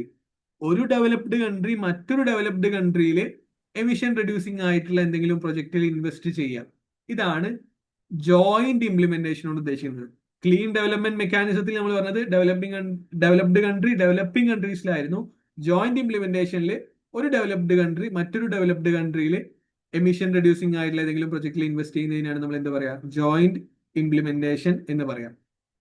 ഇവിടെ അവർക്ക് തിരിച്ചു കിട്ടുന്നത് എന്താണ്, എമിഷൻ റിഡക്ഷൻ യൂണിറ്റ്സ് ആണ്, ERU എന്നാണ് അതിന് പറയാം. എമിഷൻ റിഡക്ഷൻ യൂണിറ്റ്സ് ആണ് ഇവിടെ അവർക്ക് തിരിച്ചു ലഭിക്കുന്നത്. ഓക്കെ, ഇതാണ് നമുക്ക് ക്യോട്ടോ പ്രോട്ടോകോളിൽ പ്രധാനമായിട്ട് പറയാനുള്ള ഒരു കാര്യം. ക്യോട്ടോ പ്രോട്ടോകോൾ കുറച്ചുകൂടെ ഡീറ്റെയിൽ ആയിട്ട് നോക്കേണ്ടതാണ്. ബട്ട് അവർ ഈ ഒരു പറഞ്ഞ കാര്യങ്ങളെങ്കിലും മിനിമം കൃത്യമായിട്ട് ഓർത്തു വെക്കുക. CDM എന്താണെന്ന് മനസ്സിലാക്കുക, എമിഷൻ ട്രേഡിംഗ് എന്താണെന്ന് മനസ്സിലാക്കുക, ജോയിന്റ് ഇംപ്ലിമെന്റേഷൻ എന്താണെന്ന് മനസ്സിലാക്കുക. 1997 ആണ് ക്യോട്ടോ പ്രോട്ടോകോൾ COP3 ഭാഗമായിട്ട് വരുന്നത്. ബട്ട് അത് പ്രാബല്യത്തിൽ വരുന്നത് 2005 എന്നത് കൂടെ അത് നമ്മളതിൽ മനസ്സിലാക്കേണ്ട ഒരു ഫാക്റ്റാണ്. Very particularly green house gas emissions cut down ചെയ്യുക, ഡെവലപ്ഡ് കൺട്രീസിനെ ടാർഗറ്റ് ചെയ്തിട്ടുള്ള കാര്യമായിരുന്നു. Greenhouse gases cut down ചെയ്യുക ലീഗലി ബൈൻഡിങ് ആയിട്ടുള്ള കാര്യമാണ്. പിന്നെ ഇവിടെ ഒരു മാർക്കറ്റ് മെക്കാനിസം ഇൻട്രൊഡ്യൂസ് ചെയ്തിട്ടുണ്ട്. അതാണ് നമ്മൾ പറഞ്ഞ CDMഉം എമിഷൻ ട്രെയിനിങ്ങും ജോയിന്റ് ഇംപ്ലിമെന്റേഷനും ഒക്കെ. ഡെവലപ്പിംഗ് കൺട്രീസിന് ഇത് അത്ര ബാധകമല്ല. ഇപ്പൊ ഇന്ത്യ, ചൈന, ഇവർക്കൊന്നും ഇങ്ങനെ മാൻഡേറ്ററി ടാർഗറ്റ്സ് ഇതിന്റെ ഭാഗമായിട്ട് വരുന്നില്ല, ഈ പ്രോട്ടോകോളിന്റെ ഭാഗമായിട്ട് വരുന്നില്ല. ഡെവലപ്ഡ് കൺട്രീസിനെ തന്നെയാണ് കൃത്യമായിട്ട് ഉദ്ദേശിക്കുന്നത്. ഇതിൽ അമെന്റ്മെന്റുകൾ വന്നിട്ടുണ്ട്. ദോഹ അമെന്റ്മെന്റ് ഒക്കെ ഇതിന്റെ ഭാഗമായിട്ട് വന്ന അമെന്റ്മെന്റ് ആണ്.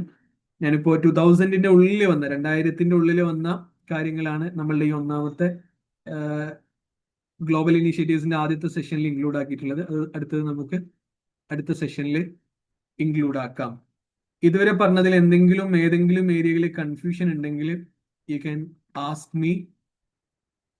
ഒന്ന് കൃത്യമായിട്ട് നമുക്കൊന്ന് റീക്യാപ്പ് ചെയ്യാം, അതിനുശേഷം നമുക്കിത് വൈൻഡപ്പ് ചെയ്യാം. എന്തെങ്കിലും കൺഫ്യൂഷൻസ് എവിടെയെങ്കിലും ഉണ്ടെങ്കിൽ ജസ്റ്റ് ഒന്ന് മൈക്ക് ഓൺ ആക്കിയിട്ടോ ചാറ്റ് ചെയ്തിട്ടോ മറ്റോ നിങ്ങൾക്ക് ചോദിക്കാം. ചാറ്റ് ചെയ്താൽ ചിലപ്പോൾ എനിക്ക് കാണണമെന്നില്ല. ചാറ്റ് ചെയ്താലും കുഴപ്പമില്ല. എന്തെങ്കിലും ഏരിയയിൽ കൺഫ്യൂഷൻസ് ഉണ്ടാവും? ഇതുവരെ പറഞ്ഞ കൺവെൻഷൻസ്, പ്രോട്ടോകോൾസ്,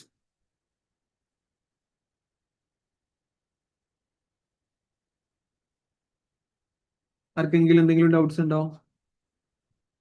കൺവെൻഷൻ എന്താണ്, പ്രോട്ടോകോൾ എന്താണ്, എന്താണ് കോപ്പ്, എന്താണ്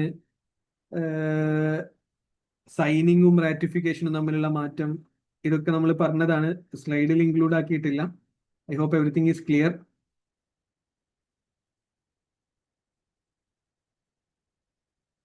ഓക്കെ, എന്നെങ്കിലും നമുക്ക് സംശയങ്ങൾ ഇല്ല എന്ന് തോന്നുന്നു. ഒന്ന് പെട്ടെന്ന് റീക്യാപ്പ് ചെയ്തിട്ട് സെഷൻ വൈൻഡപ്പ് ചെയ്യാം. നല്ല സൗണ്ട് എടുക്കുന്നതുകൊണ്ട് സ്ട്രെയിൻ വരുന്നുണ്ട്. ആദ്യം 971 നമ്മൾ പോകുന്നത്. Ramsar convention. റാംസാർ കൺവെൻഷന്റെ പ്രത്യേകത വെറ്റ്ലാൻഡുമായി ബന്ധപ്പെട്ട കാര്യങ്ങളാണ് നമ്മൾ അതിൽ ഡിസ്കസ് ചെയ്തത്. ഒന്ന് ഓർമ്മയിൽ തന്നെ ഒന്ന് ഓർത്തു വെക്കാൻ ശ്രമിക്കാം. റാംസാർ കൺവെൻഷൻ വെറ്റ്ലാൻഡുമായി ബന്ധപ്പെട്ടുള്ള ഒരു കൺവെൻഷൻ ആയിരുന്നു. വെറ്റ്ലാൻഡ് പ്രൊട്ടക്ഷൻ ആണ് അതിന്റെ ഭാഗമായിട്ട് വന്നത്. അതിന്റെ ഭാഗമായിട്ട് വന്ന കാര്യങ്ങളാണ് മോൺട്രക്സ് റെക്കോർഡ്, അതുപോലെ തന്നെ റാംസാർ സൈറ്റുകളൊക്കെ നമ്മൾ പറഞ്ഞു. മോൺട്രക്സ് റെക്കോർഡ് എന്ന് പറഞ്ഞു കഴിഞ്ഞാൽ സീരിയസ് ആയിട്ടുള്ള എക്കോളജിക്കൽ ത്രെറ്റ് നേരിടുന്ന വെറ്റ്ലാൻഡുകളുടെ ഒരു ഡോക്യുമെന്റിനാണ് നമ്മൾ മോൺട്രക്സ് റെക്കോർഡ് എന്ന് പറയാം. റാംസാർ സൈറ്റ് എന്ന് പറഞ്ഞു കഴിഞ്ഞാൽ ഗ്ലോബലി വെറ്റ്ലാൻഡുകളുടെ ഒരു ഇമ്പോർട്ടന്റ് ആയിട്ടുള്ള, ഗ്ലോബലി സിഗ്നിഫിക്കന്റ് ആയിട്ടുള്ള വെറ്റ്ലാൻഡുകൾക്ക് പറയുന്നവരാണ് റാംസാർ സൈറ്റ്. 2400ഓളം റാംസാർ സൈറ്റുകളുണ്ട്. അതിൽ ഇന്ത്യയിലെ റാംസാർ സൈറ്റുകൾ നിങ്ങൾക്ക് സൈഡിൽ കാണാൻ പറ്റും. ഇതാണ് റാംസാർ കൺവെൻഷനുമായി ബന്ധപ്പെട്ട് പ്രധാനമായിട്ട് പറയാനുള്ളത്. ഇനി ഒരുപാട് കാര്യങ്ങളുണ്ട്, ഇന്ത്യയുമായിട്ടൊക്കെ കണക്ട് ചെയ്തിട്ടൊക്കെ പറയാൻ ഒരുപാട് കാര്യങ്ങളുണ്ട്. ബേസിക് സാധനങ്ങൾ നമ്മളിപ്പോൾ മനസ്സിലാക്കുന്നത് മാത്രം. ഇതിനേക്ക് കണക്ട് ചെയ്തിട്ടായിരിക്കും ഇനി കുറെ കാര്യങ്ങൾ പറയാൻ പോകുന്നുണ്ടാവുക. Then we have the very first conference for environment, human environment. United നേഷൻസിന്റെ ആഭിമുഖ്യത്തിൽ നടന്ന ആദ്യത്തെ ഒരു convention Stockholm conference. Stockholm conference on the human environment, UNCHE എന്നൊന്നും വന്നു കഴിഞ്ഞാൽ കൺഫ്യൂഷൻ ആവരുത്. ഇതാണ് പേര്. സ്റ്റോക്ക്ഹോം കോൺഫറൻസിനെ കുറിച്ചാണ് പറയുന്നത്. UNCHE, united nation conference on human environment. അന്നാണ് united nation environment programme implement ചെയ്യപ്പെടുന്നത്, എസ്റ്റാബ്ലിഷ് ചെയ്യപ്പെടുന്നത് എന്നുള്ളത് ഇതിന്റെ സവിശേഷമായ ഒരു സംഗതിയാണ്. ദെൻ വി ഹാവ്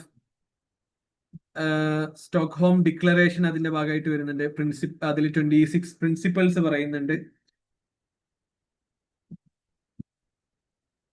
പിന്നെ നമ്മൾ പറഞ്ഞത് സൈറ്റിനെ കുറിച്ചാണ്. എൻഡേഞ്ചേർഡ് ആയിട്ടുള്ള സ്പീഷീസ്, വൈൽഡ് ഫ്ലോറ ആൻഡ് ഫോണ, അതിന്റെ പ്രൊട്ടക്ഷന് വേണ്ടിയിട്ടുണ്ടായ, കൺസർവേഷന് വേണ്ടിയിട്ടുണ്ടായ ഒരു കൺവെൻഷനാണ് സൈറ്റ് എന്ന് പറയുന്നത്. അതില് 3 അപ്പൻഡിക്സുകൾ ഉണ്ട് നമ്മൾ പറഞ്ഞു. കൺസർവേഷന്റെ ഒരു സ്റ്റാറ്റസിനനുസരിച്ചാണ് അങ്ങനെ ക്ലാസിഫൈ ചെയ്തിട്ടുള്ളതെന്ന് പറഞ്ഞു. എങ്ങനെയാണ് വൈൽഡ് അനിമൽസിന്റെയും പ്ലാന്റ്സിന്റെയും ട്രേഡ്, ഇന്റർനാഷണൽ ട്രേഡ്, അവിടെ എന്തൊക്കെ കാര്യങ്ങൾ നമ്മൾ എൻഷുർ ചെയ്യണം, ഇത്തരം കാര്യങ്ങളൊക്കെ സൈറ്റിൽ തീരുമാനമാക്കിയതാണ്. വാഷിംഗ്ടൺ DC നടന്നത്. സ്റ്റോക്ക്ഹോം കോൺഫറൻസ് എവിടെയാണ് നടന്നത്? സ്റ്റോക്ക്ഹോമിലാണ് നടന്നത്. സ്വീഡനിലെ ഒരു സ്ഥലമാണ് സ്റ്റോക്ക്ഹോം, ഓർത്തു വെക്കുക. റാംസാർ ഇറാനിലെ സ്ഥലമാണ്, അതും ഓർത്തു വെക്കുക. വിയന്ന കോൺഫറൻസ് ഓസ്ട്രിയയിൽ നടന്ന കോൺഫറൻസ് ആണ്. ഓസോണുമായി ബന്ധപ്പെട്ടതാണ്. 1983. റാംസാർ 1971, സ്റ്റോക്ക്ഹോം 72, പിന്നെ CITES 1973. Then 85 Vienna convention. Ozone depleting സബ്സ്റ്റൻസസിനെ റെഡ്യൂസ് ചെയ്യുക എന്നുള്ളതായിരുന്നു പ്രധാനപ്പെട്ട ഉദ്ദേശം. അതിന്റെ തുടർച്ചയിൽ വന്നതാണ് 87 മോൺട്രിയൽ പ്രോട്ടോകോൾ. UNEP-യുടെ ആഭിമുഖ്യത്തിലാണ് നടന്നതെന്നുള്ളത് മനസ്സിലാക്കാം. മോൺട്രിയൽ പ്രോട്ടോകോളിന്റെ പ്രധാനപ്പെട്ട സംഗതി ഓസോൺ ഡിപ്ലീറ്റിംഗ് ആയിട്ടുള്ള ഓസോൺ ഡിപ്ലീറ്റിംഗ് സബ്സ്റ്റൻസസിനെ ഫേസ് ഔട്ട് ചെയ്യുക, അതിന്റെ പ്രൊഡക്ഷനും കൺസപ്ഷനും ഫേസ് ഔട്ട് ചെയ്യുക എന്നുള്ളതാണ് അതിന്റെ ഉദ്ദേശമായിട്ട് വന്നത്. പ്രിക്കോഷണറി പ്രിൻസിപ്പിൾ ആയിരുന്നു. പ്രിവെൻഷൻ ആണ് ബെറ്റർ. പ്രൊആക്റ്റീവ് ആയിട്ട് നമ്മൾക്ക് ആക്ഷൻ എടുക്കാം rather than waiting for the complete scientific evidence. നമുക്ക് എന്താക്കാം, നമുക്കത് പ്രശ്നമാവുന്നുണ്ട്, ഹ്യൂമൻ ഹെൽത്തിനും എൻവയോൺമെന്റിനൊക്കെ പ്രശ്നമാവുന്നുണ്ട് എന്ന് മനസ്സിലായ സ്ഥിതിക്ക് ഒരു പക്കാ കോസ് ആൻഡ് എഫക്ട് റിലേഷൻഷിപ്പിനൊന്നും കാത്തിരിക്കേണ്ട ആവശ്യമില്ല. വി ക്യാൻ ടേക്ക് ആക്ഷൻ എന്ന് തീരുമാനിച്ചത് മോൺട്രിയൽ പ്രോട്ടോകോളിന്റെ ഒരു പ്രധാനപ്പെട്ട സവിശേഷതയാണ്. ഇപ്പൊ CFC കൃത്യമായിട്ടും ഓസോൺ ഡിപ്ലീഷന് കാരണമാകുന്നുണ്ടോ, സയന്റിഫിക്കലി പക്കാ പ്രൂവ്ഡ് ആണോ, അതിനൊന്നും കാത്തുന്നില്ല. അതുകൊണ്ട് തന്നെ മോസ്റ്റ് സക്സസ്ഫുൾ എൻവയോൺമെന്റൽ പ്രൊട്ടക്ഷൻ ട്രീറ്റി എന്നുള്ള രീതിയിൽ നമുക്ക് പറയാൻ പറ്റുന്നതാണ് മോൺട്രിയൽ പ്രോട്ടോകോൾ 1987. ഇങ്ങനെ ഓർത്തു വെക്കാൻ, 1987 മോൺട്രിയൽ പ്രോട്ടോകോൾ, 1997 ക്യോട്ടോ പ്രോട്ടോകോൾ. 10 വർഷത്തിന് ശേഷം വന്ന അടുത്ത പ്രോട്ടോകോളാണ് ക്യോട്ടോ പ്രോട്ടോകോൾ. അങ്ങനെ വേണമെങ്കിൽ നിങ്ങൾക്ക് അങ്ങനെയും ഓർത്തു വെക്കാം, എങ്ങനെയാണെങ്കിലും ഓർത്തു വെക്കണം. ഇനി ബേസിൽ കൺവെൻഷൻ 1989 വന്നതാണ്. എന്തിനായിരുന്നു? ഹസാർഡസ് ആയിട്ടുള്ള വേസ്റ്റുകൾ ഡിസ്പോസൽ, ട്രാൻസ്ബൗണ്ടറി മൂവ്മെന്റ്സ്, അതൊക്കെ എന്തായാലും കൺട്രോൾ ചെയ്യണം. ഡെവലപ്പിംഗ് കൺട്രീസിൽ ഇങ്ങനെ കൊണ്ടുപോയിട്ട് എല്ലാ വേസ്റ്റുകളും കൊണ്ടുപോയിട്ട് ഡംപ് ചെയ്യാന്നുള്ള പരിപാടി പറ്റൂല. അതിനെതിരെ സ്വിറ്റ്സർലാൻഡിൽ നടന്ന ഒരു കൺവെൻഷനാണ്, അതിനെ പ്രിവെന്റ് ചെയ്യാൻ വേണ്ടി നടന്ന കൺവെൻഷനാണ് Basel convention. Convention on control of transboundary movement of hazardous waste and their disposal. UNEP-യുടെ ആഭിമുഖ്യത്തിലാണ് നടന്നത്, യുണൈറ്റഡ് നേഷൻ എൻവയോൺമെന്റ് പ്രോഗ്രാം, പേര് മറക്കരുത്. പിന്നെ നടന്ന മർമ്മപ്രധാനമായിട്ടുള്ള ഒരു സമ്മിറ്റ് ആണ് റിയോ സമ്മിറ്റ്. 1992 ബ്രസീലിലാണ് നടന്നത്.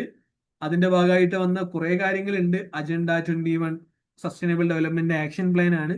റിയോ ഡിക്ലറേഷൻ ഈ സസ്റ്റൈനബിൾ ഡെവലപ്മെന്റിന്റെ ഒരു ഗൈഡിങ് പ്രിൻസിപ്പിൾസ് ആണ്, അതിന്റെ അണ്ടർലൈൻ ഫിലോസഫി ഒക്കെ പറയുന്ന കാര്യങ്ങളാണ് റിയോ ഡിക്ലറേഷൻ. ഒരു 27 പ്രിൻസിപ്പിൾസ് അതിൽ വരുന്നുണ്ട്. പിന്നെ ഫോറസ്റ്റ് പ്രിൻസിപ്പിൾ, ഫോറസ്റ്റ് പ്രൊട്ടക്ഷനുമായി ബന്ധപ്പെട്ട് വരുന്ന കുറച്ച് കാര്യങ്ങളാണ് അതിൽ വരുന്നത്. CBD convention on biological diversity, UNFCC United Nation framework convention on climate change, UNCCD United Nation convention on convention to combat desertification. ഇങ്ങനെ കുറെ കാര്യങ്ങൾ റിയോ സമ്മിറ്റിന്റെ ഭാഗമായിട്ട് അഡോപ്റ്റ് ചെയ്താണ്. അതിൽ UNCCD മാത്രമാണ് 1994 അഡോപ്റ്റ് ചെയ്യപ്പെട്ടത്. കാരണം റിയോ സമ്മിറ്റിലാണ് അതിനൊരു ധാരണയിൽ എത്തിയത്. പിന്നെ 2 വർഷം കൂടി കഴിഞ്ഞാണ് അത് അഡോപ്റ്റ് ചെയ്യപ്പെടുന്നത്.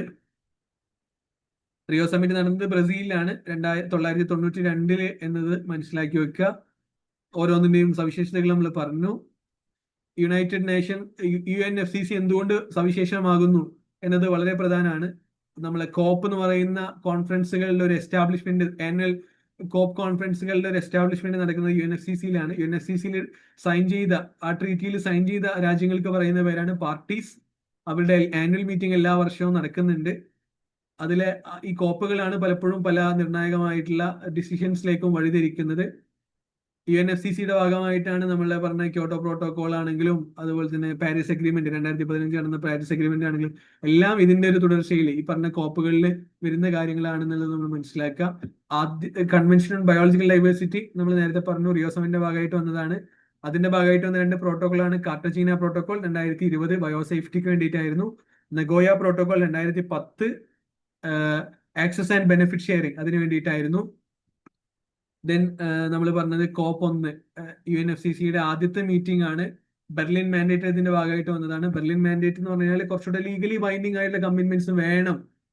അത്തരം നെഗോഷിയേഷൻസ് ഒക്കെ സ്റ്റാർട്ട് ചെയ്തത് ബെർലിൻ മാൻഡേറ്റിലാണ്. അത് ആദ്യത്തെ COP-ആയിട്ട് ബന്ധപ്പെട്ട ഒരു ടേമാണ്, ബെർലിനിലാണ് നടന്നത്. ഡെവലപ്ഡ് കൺട്രീസ് കുറച്ചുകൂടെ റെസ്പോൺസിബിലിറ്റി കാണിക്കണം എന്നതൊക്കെ ഇതിന്റെ ഭാഗമായിട്ട് വന്നതാണ്. പിന്നെ COP1 തുടർച്ചയിൽ വന്ന COP3-ലാണ് ക്യോട്ടോ പ്രോട്ടോകോൾ വരുന്നത്. ക്യോട്ടോ പ്രോട്ടോകോള് അതിന്റെ ടാർഗറ്റ് ആരായിരുന്നു? ഡെവലപ്ഡ് നേഷൻസ് ആയിരുന്നു. ഡെവലപ്ഡ് നേഷൻസ് അത് ഇംപ്ലിമെന്റ് ചെയ്യപ്പെട്ടത് അല്ലെങ്കിൽ കെയിം ഇൻ ടു ഫോഴ്സ് ആയത് 2005-ലാണ്. 2008 മുതൽ ആണ് അതിന്റെ ഒരു ആദ്യത്തെ ഫേസ് എന്നുള്ള നിലക്ക് നമ്മൾ കൺസിഡർ ചെയ്തത്. അതില് green house gas emission cut down ചെയ്യുക, ക്രമാതീതമായിട്ട് സിഗ്നിഫിക്കന്റ് ആയിട്ട് കട്ട് ഡൗൺ ചെയ്യുക എന്നുള്ളതായിരുന്നു അതിന്റെ ഒരു പ്രധാനപ്പെട്ട തീരുമാനം, പേർപ്പസ്. പിന്നെ ഇവിടെ കുറച്ച് മാർക്കറ്റ് മെക്കാനിസംസ് ഇൻട്രൊഡ്യൂസ് ചെയ്യപ്പെട്ടിട്ടുണ്ട് ക്യോട്ടോ പ്രോട്ടോകോളിന്റെ ഭാഗമായിട്ട്. CDM ഉണ്ട്, clean development mechanism, emission trading, joint implementation. CDM എന്ന് പറഞ്ഞാൽ ഡെവലപ്ഡ് കൺട്രീസ് ഡെവലപ്പിംഗ് കൺട്രീസിൽ ഈ പറഞ്ഞ കാർബൺ ഈ പറഞ്ഞ ഗ്രീൻ ഹൗസ് ഗ്യാസ് എമിഷനെ ക്ലൈമറ്റ് ഫ്രണ്ട്ലി ആയിട്ട് എങ്ങനെ കൺട്രോൾ ചെയ്യാം, അതിന് അത്തരം പ്രൊജക്ടുകൾക്ക് വേണ്ടി ഇൻവെസ്റ്റ് ചെയ്യുന്നതാണ്. എമിഷൻ ട്രേഡിംഗ് ആണെങ്കിൽ ഒരു രാജ്യത്തിന് 100 യൂണിറ്റ്സ് ഉണ്ട്, അതിന് 90 അവർ ഉപയോഗിച്ചിട്ടുള്ളൂ, 10 ബാലൻസ് ഉണ്ട്. അപ്പോൾ ആ ഒരു സർപ്ലസ് ആയിട്ടുള്ള കാര്യം, എക്സസ് ആയിട്ടുള്ള കാര്യം അടുത്ത രാജ്യത്തിന് കൊടുക്കാം. അതാണ് എമിഷൻ ട്രേഡിംഗിൽ വരുന്നത്. അപ്പോ ജോയിന്റ് ഇംപ്ലിമെന്റേഷൻ എന്താണെന്ന് വെച്ച് കഴിഞ്ഞാൽ ഡെവലപ്ഡ് ആയിട്ടുള്ള കൺട്രിയിൽ തന്നെ എമിഷൻ റെഡ്യൂസ് ചെയ്യാൻ വേണ്ടിയിട്ടുള്ള പ്രൊജക്ടുകൾക്ക് ഇൻവെസ്റ്റ് ചെയ്യുന്നതിനാണ് ജോയിന്റ് ഇംപ്ലിമെന്റേഷൻ എന്ന് പറയാ. ഇതാണ് അതിൽ ബേസിക് ആയിട്ട് മനസ്സിലാക്കേണ്ട കാര്യം. ആദ്യത്തെ ഒരു ബൈൻഡിങ് ആയിട്ടുള്ള ക്ലൈമറ്റ് ട്രീറ്റി എന്നൊക്കെ പറയുന്നത് നമുക്ക് ക്യോട്ടോ പ്രോട്ടോകോൾ തന്നെയാണ്. 2008 മുതലാണ് അതിന്റെ ആദ്യത്തെ ഒരു ഫേസ് സ്റ്റാർട്ട് ചെയ്യുന്നത്. So I hope everything is clear. പറഞ്ഞ കാര്യങ്ങളിൽ എന്തെങ്കിലും കൺഫ്യൂഷൻ ഉണ്ടെങ്കിൽ ഇനിയും ചോദിക്കാം. Otherwise we can wind up the session. Thank you for your time. Thank you for listening me. Clear ആണല്ലോ അല്ലെ? ആരെങ്കിലും ഒന്ന് പ്രതികരിക്കൂ. Hope everything is clear. Okay. So I think we can wind up the session. Thank you all. Thank you all for listening. ഇനി 11 മണിക്ക് അടുത്ത session start ചെയ്യും. അത്യാവശ്യം sound strain ആയിട്ടുണ്ട്. ഇനി അടുത്തതിലേക്ക് പോകുന്നില്ല. 2 സെഷനായിട്ട് എടുക്കാനാണ് വിചാരിച്ചിരുന്നത്. ബട്ട് ഹവർ ഇനി അടുത്ത 11 മണിക്ക് നിങ്ങൾക്ക് തൽക്കാലം ഒന്ന് ലീവ് ചെയ്യാം. 11 മണിക്ക് സെയിം ലിങ്കിൽ തന്നെ നിങ്ങൾക്ക് ജോയിൻ ചെയ്യാം. അല്ല, അതല്ലെങ്കിൽ വേറെ ലിങ്ക് ഞാൻ ഔട്ട് ചെയ്യും. ആ സമയത്ത് നിങ്ങൾക്ക് അതിൽ ജോയിൻ ചെയ്യും. Anyway, you can leave. Thank you for your time.